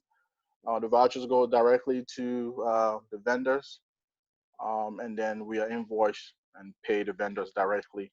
In some cases, we do give the clients the vouchers that they take to the stores to make some purchases, and then the vouchers return to us also for payment to those vendors. The aim of this program is to help applicants become self-sustainable and self-reliant. So part of the job is trying to help clients that apply for general assistance navigate the system and apply for all the resources that are there, that are available to them. We try to walk them through the process, and we try to help them through this. And so if somebody's coming to our office, what they need to bring as far as to apply for assistance, obviously a bank statement, verifying their, what's in their account if they do have a bank statement, ID and social security cards for all household members, immigration paperwork if they are immigrants, signed lease, renter agreements if they're applying for help with rent. And even if they're not applying for help with rent, we just want to get a clear picture of their monthly expenditure, see where any income that they have in the household, where that is going. Employment verification if they are employed but underemployed and not receiving enough income to cover their basic needs. Pay stubs, and also receipts for the last 30 days of expenditure for repeat applicants. We also required medical statement from a doctor. If a client is applying for assistance and they are unable to work due to medical reasons, and we do have a form that we fax over to the doctor just explaining to us what's the length of time that this person is going to be out of work. Are they permanently disabled? Should they apply for Social Security? And depending on what the doctor states on that form, then we are able to work with that client in trying to figure out what track they should be on, trying to get off the program and become self-reliant. And also correspondence from DHS. We work hand in hand with DHS in verifying various information on clients, and also making sure that they're utilizing all of the resources that are available to them through that program too as well. In talking about self-reliance, we do have available resources that are in the community that sometimes clients do not know about, and so we have to educate them about it. And we also have to educate ourselves too about various programs and various resources that are available so that we can offer that to applicants coming in to apply for general assistance. We might be able to help them maybe on a first-time basis and then wait till the applications for various programs that they're applying for is accepted, and then they can start to rely on those programs. Some of the programs that our clients utilize: TANF, Temporary Assistance for Needy Family, which is a cash benefit that a low to no income individual receives to pay for basic needs expenses, obviously food supplements, child care subsidies. Child care subsidy is one of the biggest need because if you have a single parent, or you have a two-family household and they both have to work to make ends meet, and I'm sure everybody who have kids know how expensive childcare is. So if they're able to access the childcare subsidy, that reduces their monthly expenditure, which might eliminate the need for general assistance. Mean care. So we do have them apply for mean care because mean care has been expended. In the past, a lot of our clients didn't qualify for mean care, and so we had a budget for medications and medical expenses that was a very huge budget. But since the expansion of mean care, most of our clients who qualify for that program are relying on that program, and then our expenses did decrease.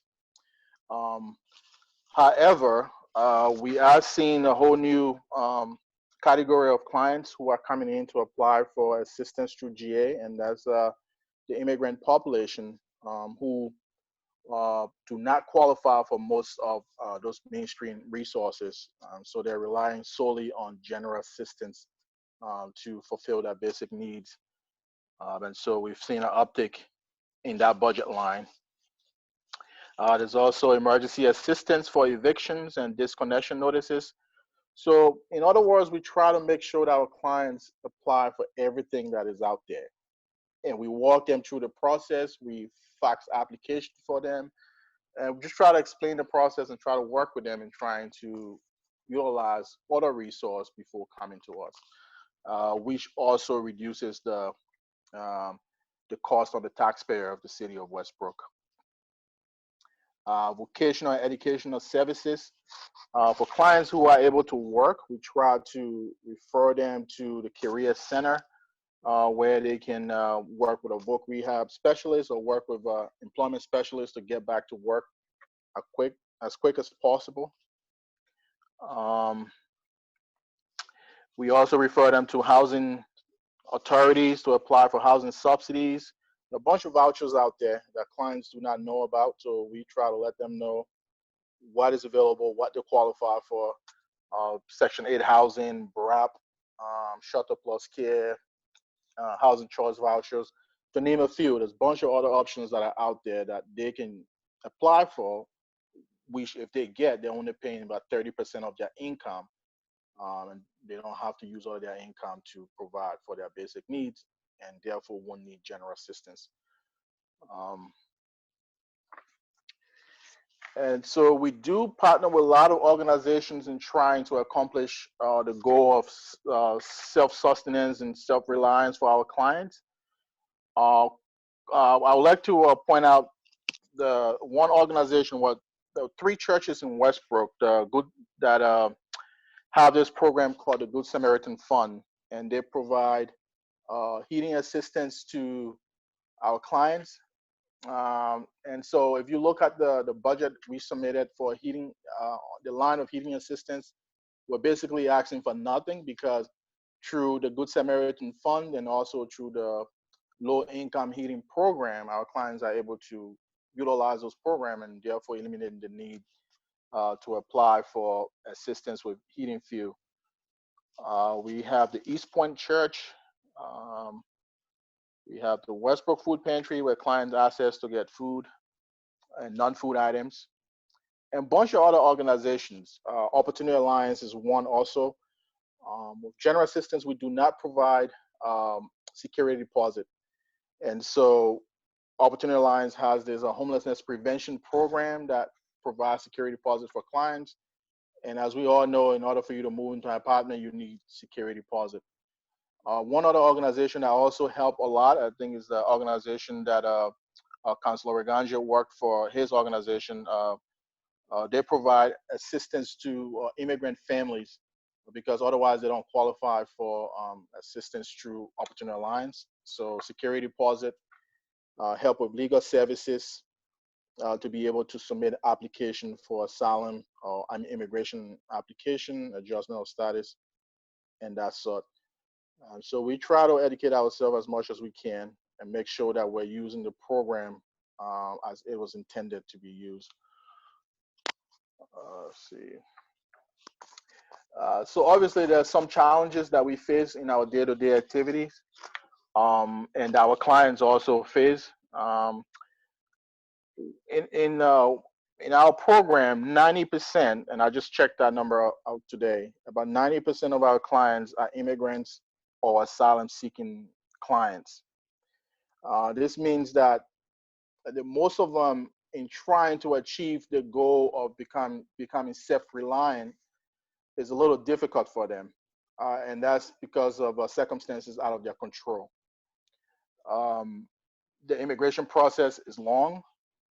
The immigration process is tedious, and so that is very challenging, especially when you have somebody who does not speak the language.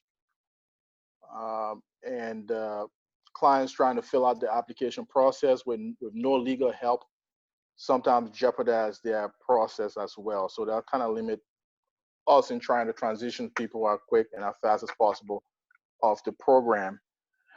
And most of our clients also do not qualify for state and federal benefits given their immigration status.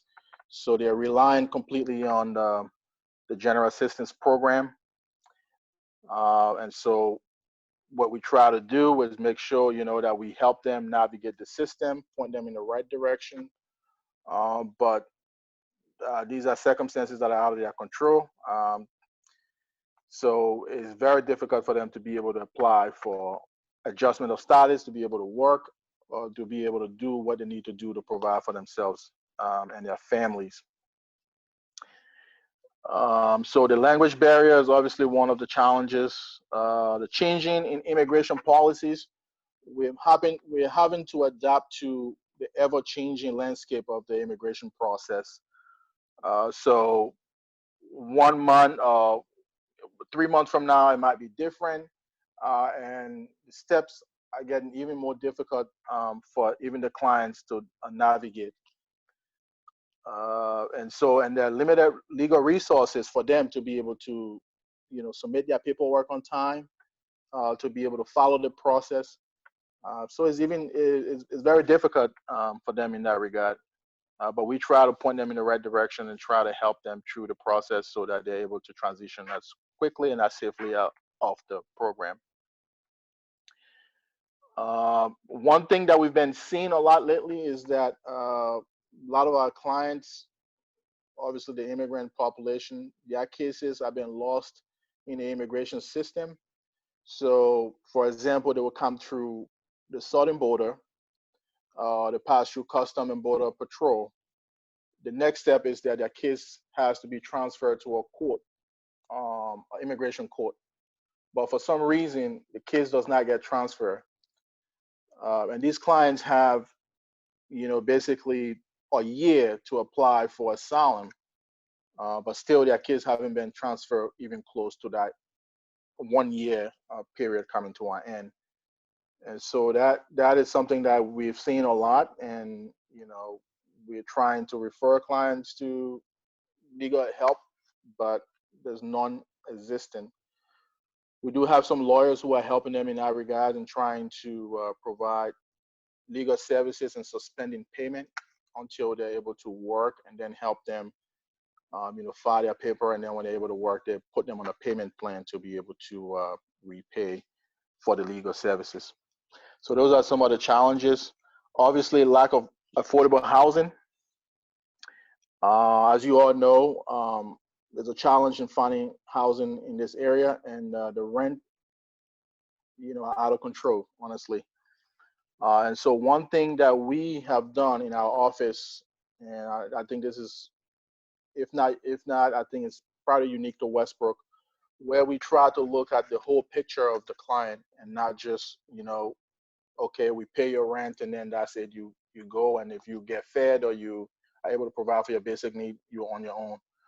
What we try to do is that before a client moves into a housing, we try to evaluate the situation. So if they have a statutory, they have a budget of, let's say, $1,000 a month, the landlord cannot charge, a certain amount. So he can't charge the client $1,000 for rent, meaning the client does not have anything to provide for themselves. So what we do is that we negotiate with landlords in trying to make sure that there are money left in the budget for other basic needs like food, non-food, other things that they need to survive. And so that has been going well in Westbrook. And that has actually also helped in keeping our expenditure for apartments and housing, a little lower than what it used to be.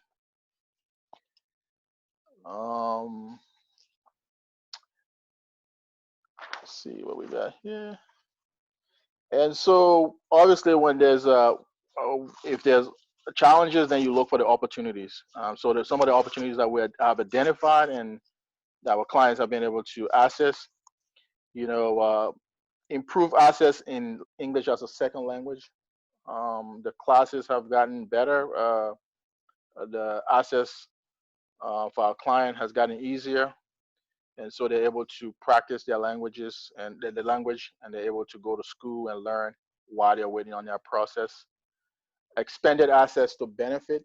I'm not sure if you're aware, but back in the summer, last summer, there was a group of immigrants that came in and didn't qualify for assistance under the previous rule, but the governor had to change that rule, and so it expanded general assistance access to a lot of people who otherwise wouldn't have been able to access the system. Obviously, the strong job market for clients who are able to work was one thing that was, key in trying to help people transition off the program or not needing the program. But obviously, with COVID-19, and we don't know what the lasting impact is going to be. So we are just gauging it day by day. Our numbers have increased. We've expended 35% more in the month of April and May than we did the 2 previous months. And so we don't know how things are going to be going forward, but we're just gauging it as client comes in. Our budget is a little different also because we're one of the few programs in the state where we don't have a statutory cap. So we expand to meet the needs. We can propose a $1,000 budget, but if the need is there and the client qualifies for assistance, we have to provide assistance. That's the law, and that's what we need to do. And so it's a little different in trying to figure out how to, come up with a budget, because you are just basically meeting the needs and you are responding to. You're basically being reactive than being proactive, because we don't know who's going to come through our door, what the problem is going to be tomorrow. Somebody might, become homeless and they need emergency shelter. It's a bunch of things that happen on a day-to-day basis that we just have to react to, and trying to make sure that we are providing for the needs of our most vulnerable neighbors and making sure that their needs are met. We also take our job very seriously, also as having a fiduciary responsibility to the taxpayer of Westbrook. So we make sure that clients who receive assistance qualify, and those who need assistance. We try to vet every application seriously, and provide assistance when applicants qualify, and if they don't qualify for assistance, we try to find a resource that they can access, and not just telling them, well, you're on your own, or we don't know where you can go. So we try to work with everyone that come into the door to try to provide a resource, even if we can't help them.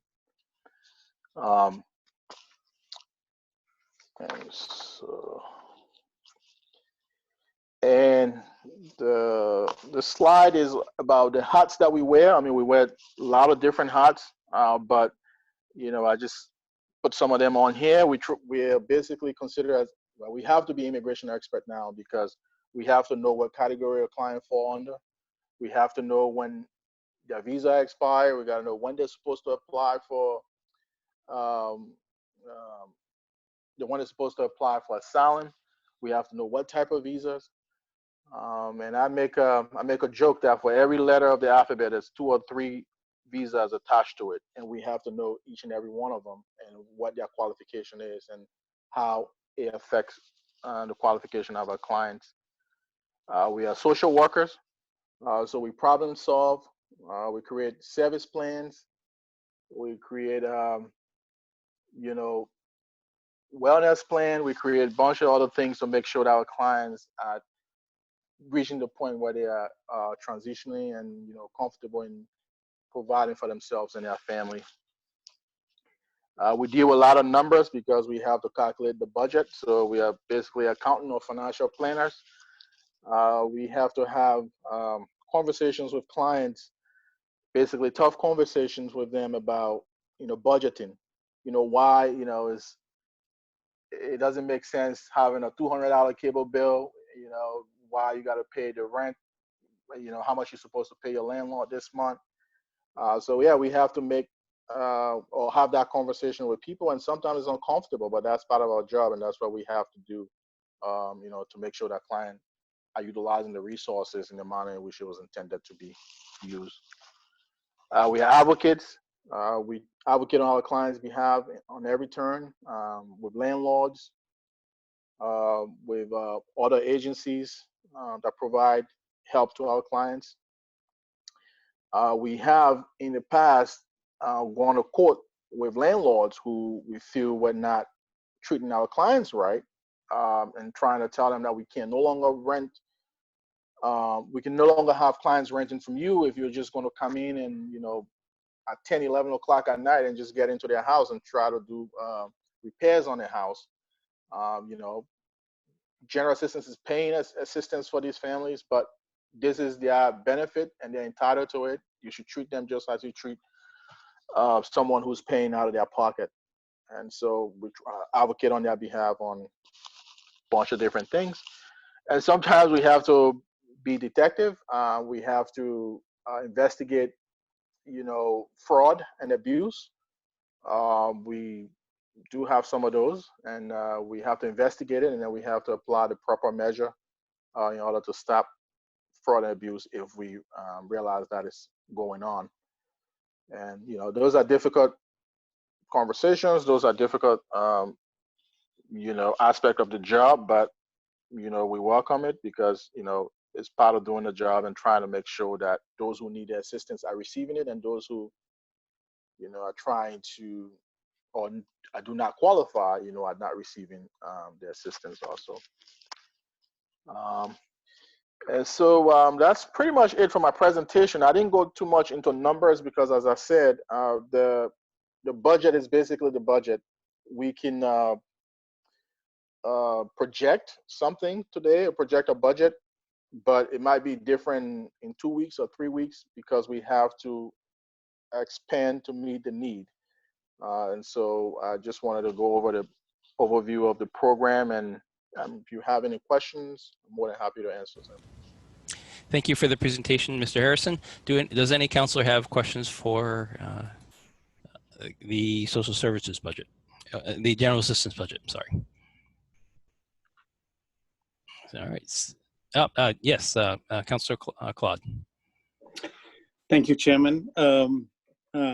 Harrison, wonderful presentation. I had an opportunity to speak to Harrison a few weeks ago. Despite me being an asylum seeker, he educated me on many things, which I appreciated. And we had a very good conversation on many things, which I really appreciate. I really appreciate your presentation, which is clear. I just have one question, but I will just give some comments first. I want to just tell my colleagues here that despite what they heard from the director, Harrison, the money that we invest, I don't want to really call this an expense. The money that we invest mostly to these 90%, and thank you for giving that number because that was one of my questions. It's not necessarily money that is going into worst, because I was very surprised in this past summer when I was touring the entire Westbrook to realize how many immigrants now owns buildings and houses in Westbrook. And most of those were actually asylum seekers a few years ago who are now resident, who own businesses, and their kids are actually our neighbor in schools. So especially that we have a 70% reimbursement from the state. So I would really like to appreciate what Harrison is doing in clarifying these things. It's a challenge position. I'll never envy to be in your position, to be honest with you, but you are doing a heck of a job. So I'm just curious to ask, since you have two bosses, you work for the city of Westbrook and somehow with the DHHS, is also part of your budget covered somehow, even you and Michelle, can be covered by DHHS in partnership with the City of Westbrook. Just a curiosity. My second question is the folks who were at the expo, I believe because they were covered by an emergency fund, those, the City of Westbrook should be able to be reimbursed by 100%. You can clarify for me if I'm wrong, but I thought maybe this had different category than the other asylum seekers. So I would need your clarification there. And then my last comments is, are we projecting to see a lower number since we have seen that nationwide, whether asylum seekers or even refugees, so are we expecting to receive fewer people in Westbrook, or what is the trend that you see in the past month going forward, especially now with the pandemic that has even made it worse to block many people from moving in? So those are a few things that I wanted to ask. Well, thank you very much, Councilor Organgia. Those are some great questions. I'm going to start by answering your last question first. Obviously, with the pandemic, there has been a slow in the immigration process, so there are not that many people coming in as was before. But there are still people in shelters in the city of Portland. And so most of our immigrant family that we receive in Westbrook come from the shelter in Portland. And we have a great relationship with the city of Portland. We, talk frequently, and discussing cases and things like that. So families are still continuing to move to Westbrook. And, I attended a meeting this morning, ESAC, the Emergency Shelter Assessment Committee, meeting. And this stat has been consistent, that 15% of the folks moved out of the family shelter in Westbrook, close to 15% comes to move out of the family shelter in Portland comes to Westbrook. 82% found someplace in Portland. So about 3% or so move somewhere else in the state. So outside of Portland, we see the vast majority of the folks are asylum seekers who are in the shelter. So I don't anticipate the number slowing down as long as we have people living in the shelter and who are trying to move and find a place to move to. The second to the last question was about emergency fund covering 100% of expenditure. So the emergency fund that you were talking about, I think, is the fund that came from the federal government to cover Portland, the expenses for immigrants who were at the expo. So at that time, they were not in Westbrook. They were in Portland. So that money went directly to the city of Portland, and then Portland reimbursed agencies and towns and cities that took those families. I think Brunswick were the only municipality that received reimbursement because they took people from the expo and brought them into Brunswick while they were still homeless. So they received some reimbursement. But we did not receive any, and we would not receive any money. All of the expenses is from Westbrook General Assistance wants to move to Westbrook. And also I just want to clarify that I meant no harm by saying expenditure. I was just going by budgetary parlance and just saying what we spent basically. But I said no, understand it is an investment in anybody, not just the immigrant. Anybody who receives general assistance, it is an investment because the plan is for them to become self-reliant, get back into the community, work, and continue to do what they do. Sometimes people come in because of a lot of different reasons. Maybe they might be laid off, illness, things like that. So they just need that little help to be able to get back on their feet again. So yeah, so I certainly appreciate you clarifying that. Your first question was the budget. I think you're probably referring to the overhead cost being covered by the state. Is that correct? Yeah. Yeah, unfortunately, the state does not cover the overhead cost for the administration of this program. They do, however, cover the overhead costs for territories, the reservation, but not for cities and municipalities. So unfortunately, that's not something that the state is willing to do. And we in Westbrook have actually proposed to the state of maybe increasing the reimbursement from 70% to maybe 100%, based on certain categories. And we had a great discussion last summer. I think it was the winter, trying to discuss welfare reform and what would be the next things that are necessary for to be able to have other municipalities stepping up and providing assistance to the folks who need them. And one of the things that we proposed was that in case of an emergency where somebody become homeless, or somebody's kicked out of an apartment, that the state cover that reimbursement by 100%. That is still on the table. They haven't refused that. And so we're hoping to push that through the Maine Welfare Director Association, of which I'm part of, just trying to engage the state in trying to find better ways to be able to compensate for, the expenditure of the cities and municipalities and covering that budget. So yeah, but no, the state won't cover the overhead costs for that now. Thank you very much, Harrison. You're welcome. You are doing a great job. Thank you. And you too, you as well. Your program, we have clients who utilize your program, and we are very happy that it is available to them to help them. We're happy to help. Well, thank you. Do I have any other counselors that have questions about general assistance? All right, seeing none. Mr. Harrison, thank you. You run a lean department with just 2 people, including yourself. I know it's not an easy task to vet all the applicants, ask uncomfortable questions, look for alternative resources first, but you two do an amazing job of helping those in need and following state and federal laws and following all the things that municipalities are required to do. Thank you very much, and I look forward to seeing you again.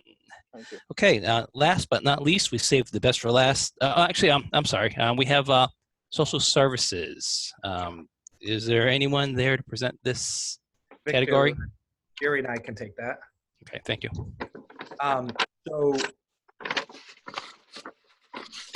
as you guys saw in the position paper that Mr. Bryant provided today, as well as in my budget message when we delivered the budget, we've had to make a lot of difficult decisions within this budget in an effort to try to preserve the core municipal services without eliminating any more positions, without raising taxes, and without using any more limited reserve funds. And so as you saw in the budget presentation, we eliminated the social services portion of the budget, which was a donation, essentially a donation budget that helped to fund a lot of different agencies, and they vary throughout the different amounts and different agencies that we serve. And so as part of that, and the reason we thought that this would be okay to do is the community development block grant program run through Cumberland County got some COVID response resources that were available for organizations to apply. So when it became evident during our budget development process that this may be difficult to continue to fund these agencies in this budget, Mr. Bryant had informed all the agencies of the difficulty that we may have and of the CDBG program, and encourage them to contact the director, who would not only assist them in applying for this funds, but assist them in helping them with other funds. And we informed all the different agencies of that. We received some notes and calls from agencies who understood the concern and appreciated the years of support and understood that we wouldn't be able to support them this year. And then we've heard some from one agency specifically that is disappointed and would like us to continue funding them and hope that we would add that back in the budget. And so we have explained to them the different challenges that we have had as part of this budget and the difficult things. And I think everybody is retooling, everybody in every organization, business, nonprofits, everybody's retooling and needs to make adjustments. And so we're part of that. And And so we're making adjustments in our budget. So we do know that one individual, one organization, My Place Teen Center, applied for the community development block grant program. And as Mr. Bryant outlined, they were awarded $48,000 through the program, and will continue to encourage and help other organizations that request that funding. And then in addition to, if I mentioned earlier when we talked about the schools, if we are awarded COVID related funding, currently the state of Maine has $1.25 billion that is supposed to help with the COVID response. No municipality in Maine is big enough to receive direct resources through the CARES Act, but there's states all across this nation, and I've been working with the Greater Portland Council of Governments. I've even been networking and working with Mayor Levesque from Auburn and Mayor Kerr from Lewiston, and we're really trying to advocate to Governor Mills and state legislature, working with Representative Drugatine, to try to have some money distributed to municipalities to assist with the COVID response and to assist with the investments that we're making in our facilities and assist with organizations and things that are responding to the pandemic. And so should we receive some of that funding, we'll develop a plan to come to the council with.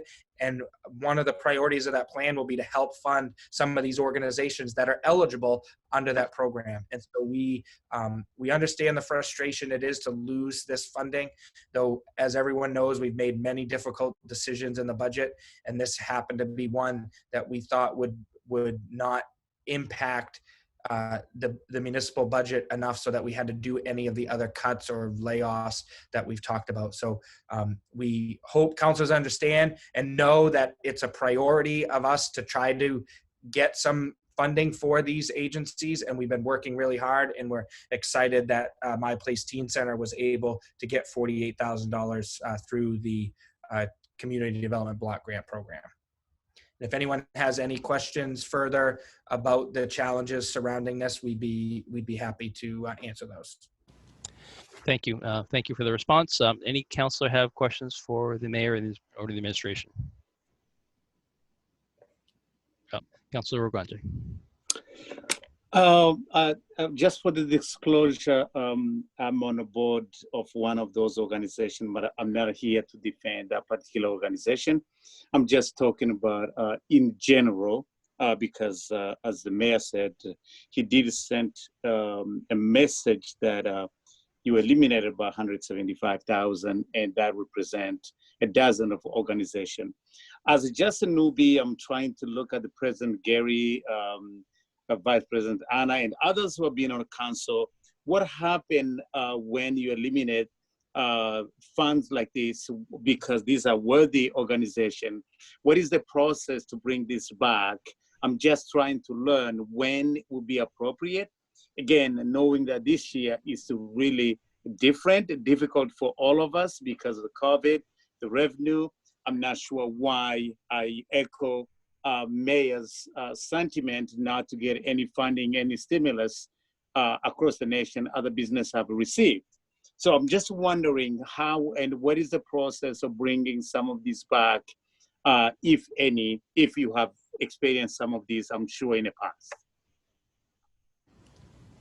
I'll answer that question.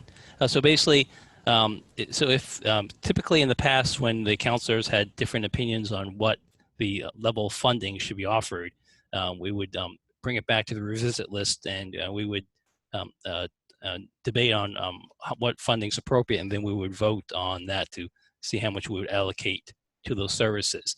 The trouble with that is there's so many departments that are in need, and it's just so hard to say, well, you deserve less or you deserve more. Every year is always a struggle, and this is like the hardest part of the whole budget is a social services part. With a COVID response, it is, it's impossible to, we're trying very hard to have a zero tax increase. And I know that all these agencies are worthy and worth it, but it is very difficult in these times. But the policy is to bring it back to revisit list and vote on and see if your amendments get voted in, and then we forward the whole budget to the council then. So that is the policy.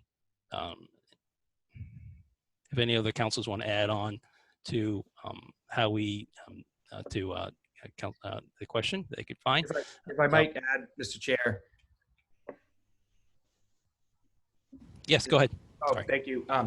Like you said, all these organizations are worthy of the funding, every single one of them. And we, like you said, this is one of the most difficult budgets that we've had year after year, and we've had a committee process. And some folks had suggested to me, well, why didn't you pick some organizations? I didn't want to be in the business of pitting organizations against one another. I think they're all important and they all do great things. Maybe as we get down the road, if we get some additional funding, we can, get a committee together and try to work on where that funding should go, and in the future, choose a different structure for this funding. One of the things, in my 16 years of service, there's really no other municipality that I'm aware of that has a budget similar as this. Many other communities in many years past have eliminated these types of budgets. And from what, we don't have perfect research at the moment to provide, but from what we find, most of our general knowledge involves basically that communities in the municipal budget support the local food pantry. And that's like basically the organization that is supported. Otherwise, these are nonprofits that fundraise and do a lot of different things. And so this is basically a donation pot of money that the municipality has done for years. And it's something that I'd love to continue doing, and I'd love to continue to support a lot of these organizations. I personally support a number of the organizations that are on the list, and I'd love to continue to support them.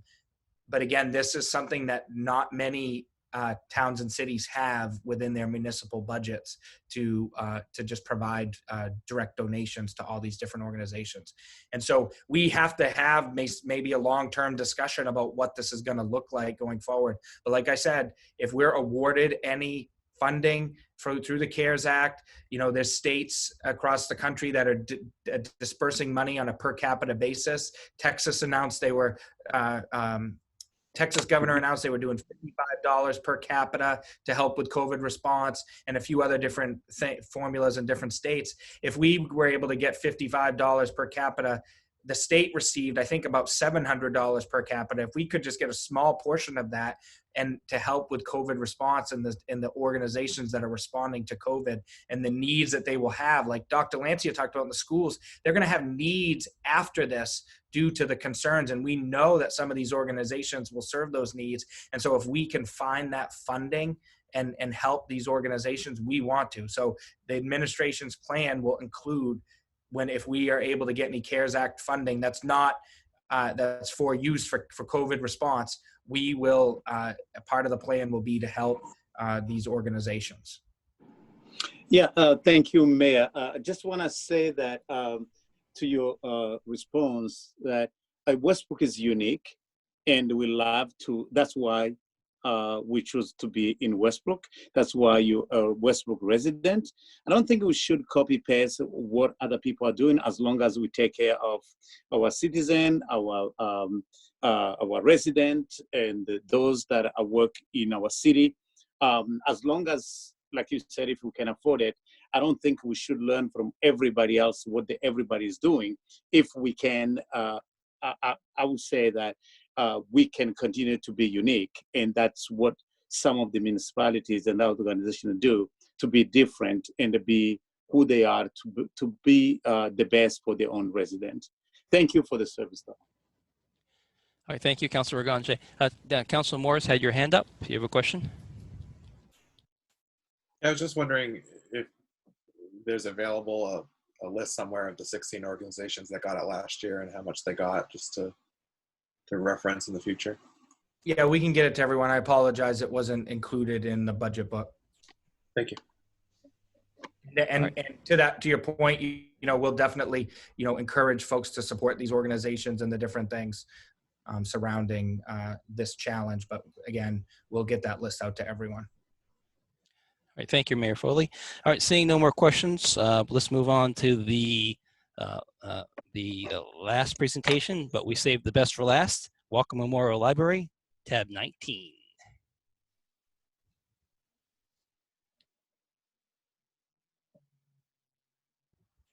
Hold on, I'm gonna get Rose in.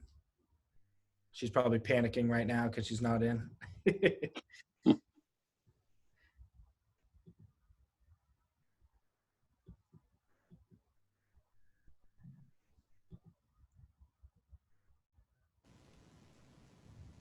There she is. Rose, you're muted. Am I still muted? You're good. Go ahead. Excellent.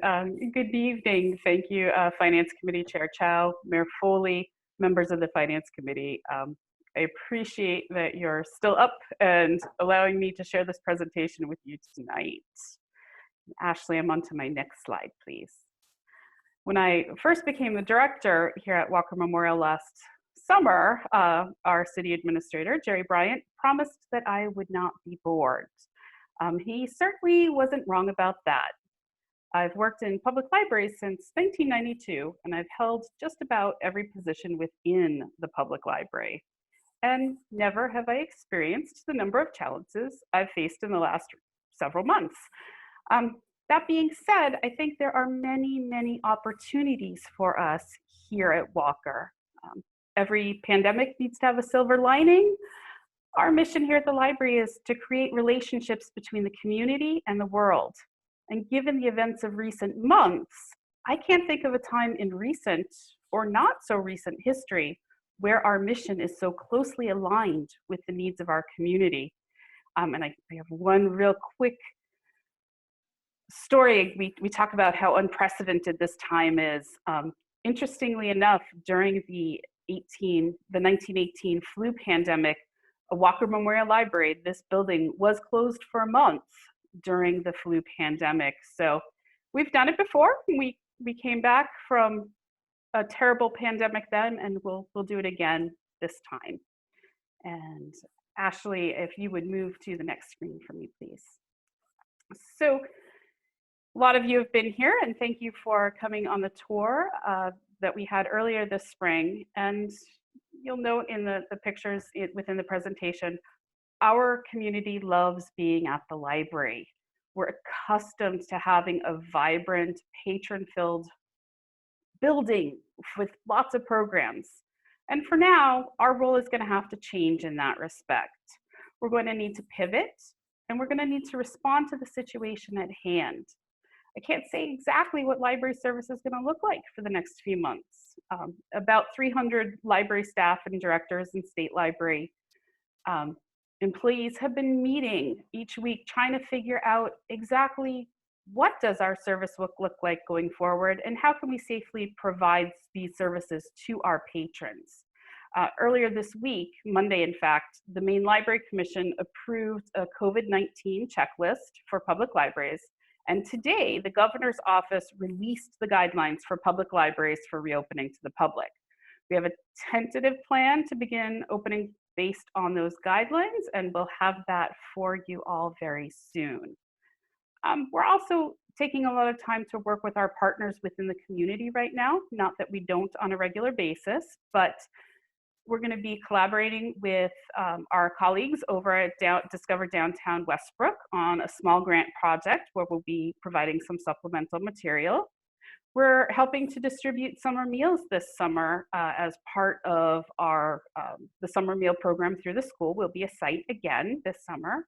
And we've got one of our school resource officers coming in the first week in June to do an online virtual safety program for parents as the school's out and people are out. What can we do? So we have a lot of partners. In the future, I'd like to see us do more. I've been looking enviously at Harrison and Greg's lists of all their community partners, and I'd like for us to this presentation next year have the library have at least as robust a list. So if Ashley could go to the next screen. I'm not going to spend a whole lot of time on this particular slide, but I want you all to know that these are the folks who do the really, really hard work here at the library. They are the ones who every day are serving our patrons in so many aspects, patrons of all ages. We're a city department, and we receive a wonderful amount of service from all of the city departments, whether it is Angela in the city clerk's office, or, you know, of course, the city administrator's office. But we do receive a significant amount of support from the city IT department. We have two networks here at the library. We have the city network, which supports all of our staff computers, our workstations, but we also have a public network as well. And the city does provide all of the support for the city network, the IT department. And also our facilities are maintained in such an amazing way by the public services crew. Aaron and Greg, I'm sorry, it's very late. Aaron and Jim do so much work here on a daily basis, keeping this building the gem of the community that it really is. Now, the next slide, Ashley, please. Unfortunately, one back. There we go. Unfortunately, we have had to make some adjustments, as Mayor Foley indicated in earlier presentations. Our emerging technology librarian position wasn't included in the fiscal year 21 budget. No one wants to be in the position of realigning services or reassessing roles under any circumstances, certainly not under these circumstances. They're all difficult choices right now, and they're painful choices. So I wanted to give you some understanding of why they were made and some of the data that we used to make that decision. And the number one reason that we decided on this course is that things have changed since this position was created.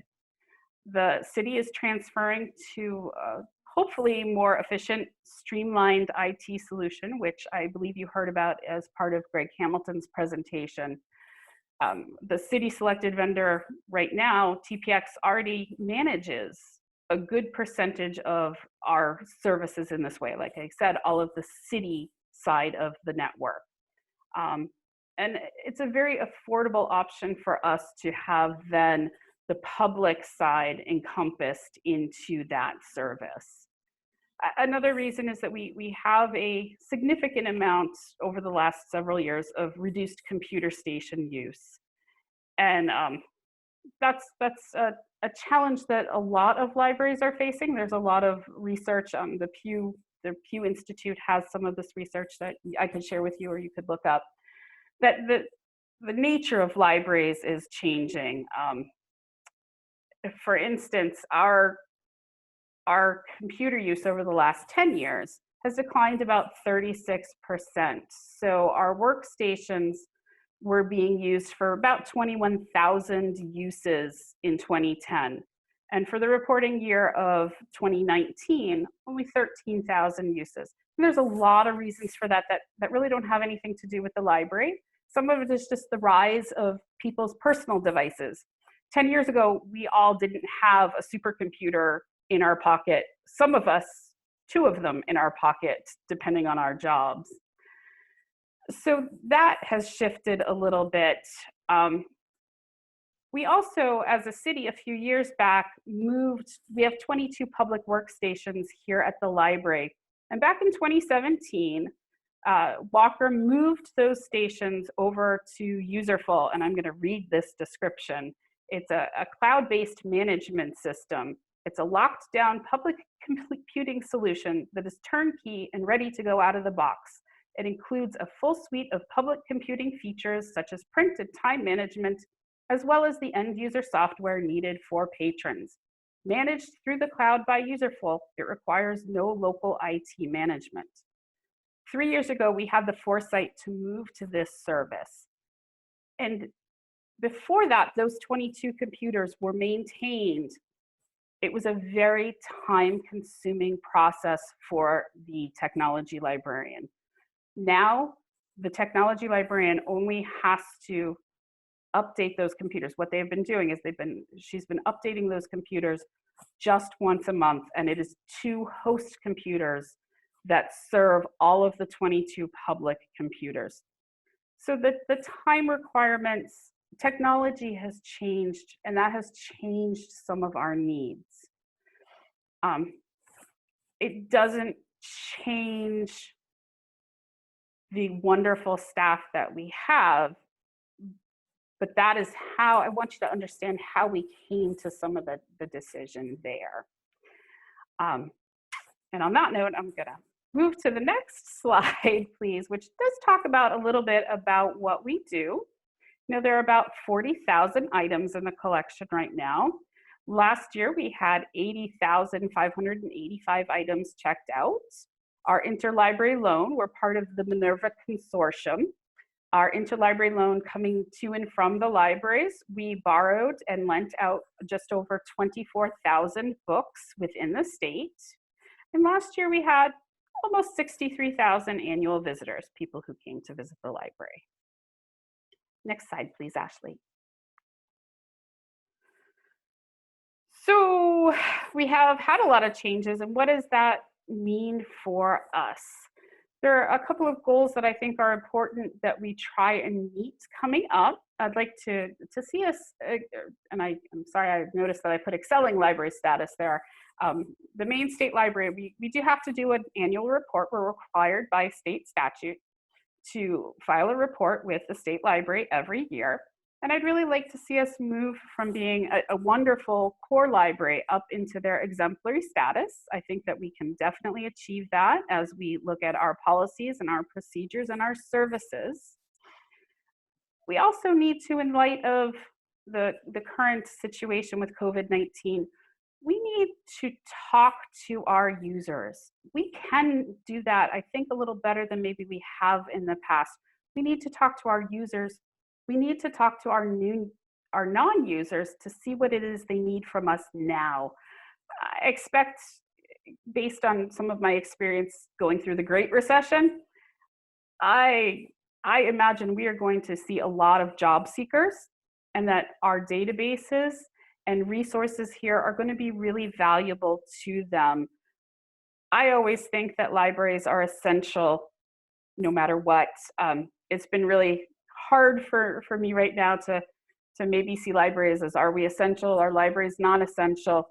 You know, after every major disaster, libraries have helped with the recovery.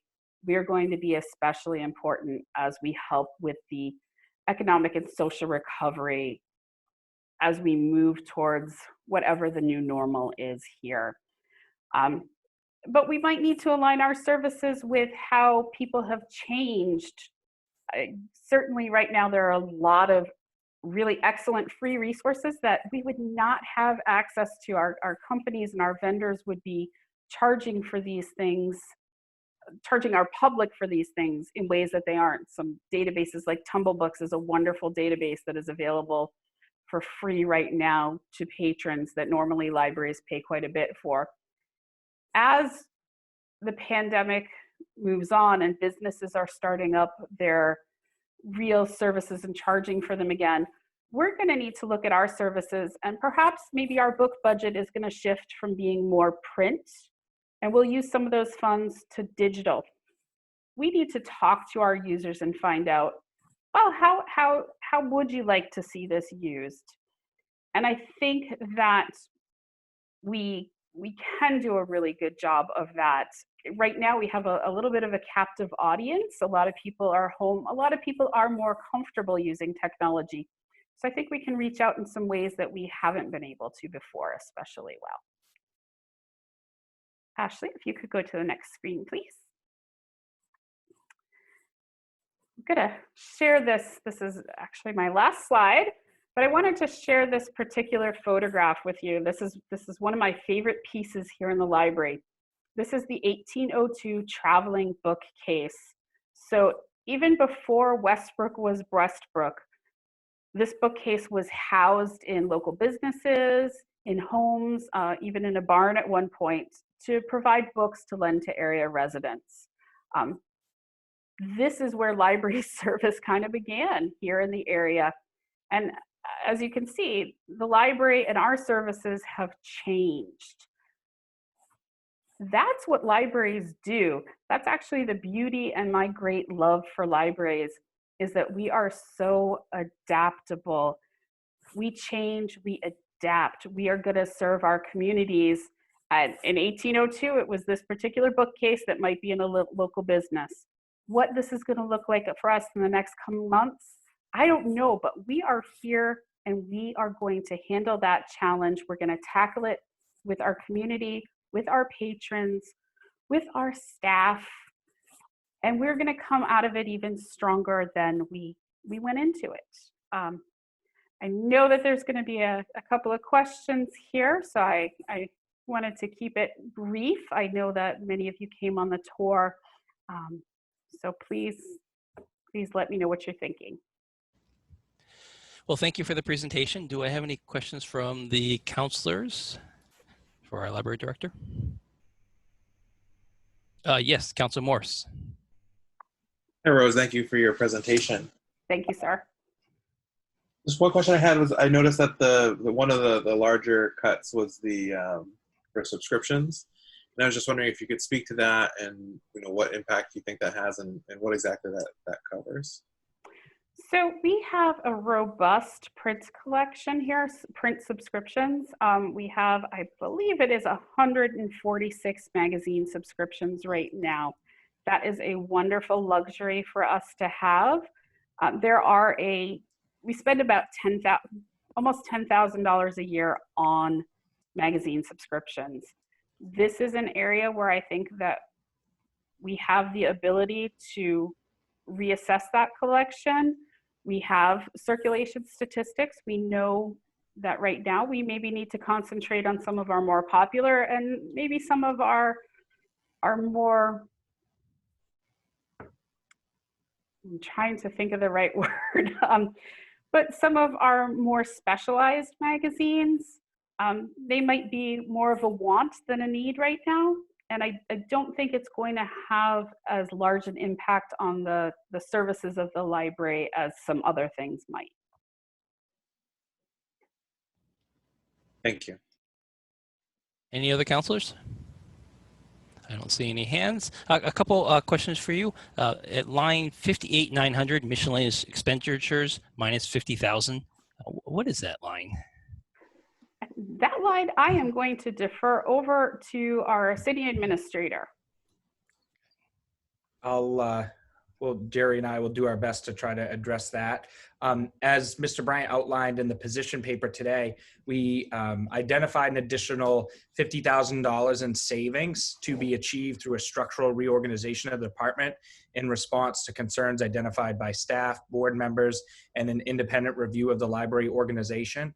We received just before the pandemic, again, the pandemic has interrupted many things. We received a report of an investigation that an attorney did for the library. And so we'll be sending that out shortly to members of the board and the city council. And as part of that, we'll be preparing some ordinance language updating to the library ordinance here in the city. And as part of that, we will be working with Rose and the administration to develop a reorganization plan with the staff to just better align the roles and responsibilities within there. And that will involve some position adjustments. We don't have that prepared right now, but we will be working on that through the budget process. Once we complete the budget process, we'll be working through those savings. A lot like we have some open-ended items such as the animal control contract in the police department, things like that, that we will work into the budget and make adjustments into the budget to fit those in down the road. Thank you for the explanation. And then the other line would be the 6,500 for other professional services, 53400. What are the other professional services for that 6,500? As this budget was being developed, that was an area where we were looking at some strategic and organizational planning in response to some of the concerns that have come up, as the mayor indicated, over the last several years. here at the library. So perhaps looking at some unbiased third-party organization and structural help there. Okay, thank you very much for the explanations. Seeing no further questions from other councilors, I want to thank you for coming. Welcome to Westbrook. Thank you for coming on board, and thank you for running this department during these challenging times. I tell you, I love being here. That's great. Now, we love having you here. My kids love your library. They love coming in. They can't wait to come in and borrow books from you. They've read our books several times. I just gave some books away, like a Dumbo book, to some clients, and they read the Dumbo book like 3 times. Like that's beyond your level, but or not beyond. Whatever. But it's hard times for some of us. Yes, hard times for I do all of us. I do have one question. Go ahead. The piece, the 1802 piece that you showed in the photo, is that something that the public could see? My kids would have loved to see that. Yes, ma'am. It is in the Westbrook room, and if when the library is open again, we'd love to have you come visit. It's really cool, and we do have some of the original books within the collection still there. I know there's some wonderful local Maine author that some of you might be aware of, Sarah Orne Jewett. We have some of her pieces in there that are just treasures. It's a delight. I love having it. Wonderful, and thank you so much for your presentation, and welcome to Westbrook. Thank you, ma'am. Well, thank you for staying up so late and presenting your budget. I apologize, we went a little over. Seeing no further questions for you, I just want to update the Finance Committee on our schedule. Looks like we're meeting Tuesday, 5/26, 6 to 9 p.m. Economic Development, Westbrook Environmental Improvement Corporation, Human Resources, Employee Benefits, Clerk, Elections, Finance, Debt Service, County Taxes, Transportation, Revenue and Assessing, Mayor, Legal, Risk Management, and Public Transit. So if the public has questions, please email your 3 city councilors, your mayor, email me, the finance chair, or the city clerk, and get your questions in ahead of time. And then right now we don't have any items to be revisited, and that could change on Tuesday. If there is no items to be revisited, our Wednesday meeting might be canceled. I guess we'll know more on Tuesday. If there's no revisit items, then I would ask the Finance Committee to refer the budget to the City Council for action on Tuesday instead of Wednesday, and cancel the Wednesday meeting. But we'll talk about that. I have no idea if we're revisiting any items on Tuesday. So, all right. Seeing no further business, looking for a motion to adjourn, and we'll need a roll call. Motion to adjourn. Thank you. And a second by Councilor Shaughnessy. And Ms. Rand? Councilor Chow? Yes. Councilor Morris? Yes. Councilor Shaughnessy? Yes. Councilor Story? Yes. Councilor Raganjay? Yes. Vice President Turcotte? Yes. President Meriden? Yes. All in favor and none opposed? Let's go. Thank you very much, everybody. Well, good night. Thank you. Thank you. Good job. Thanks. Thank you. Thanks, Rose. Bye, all.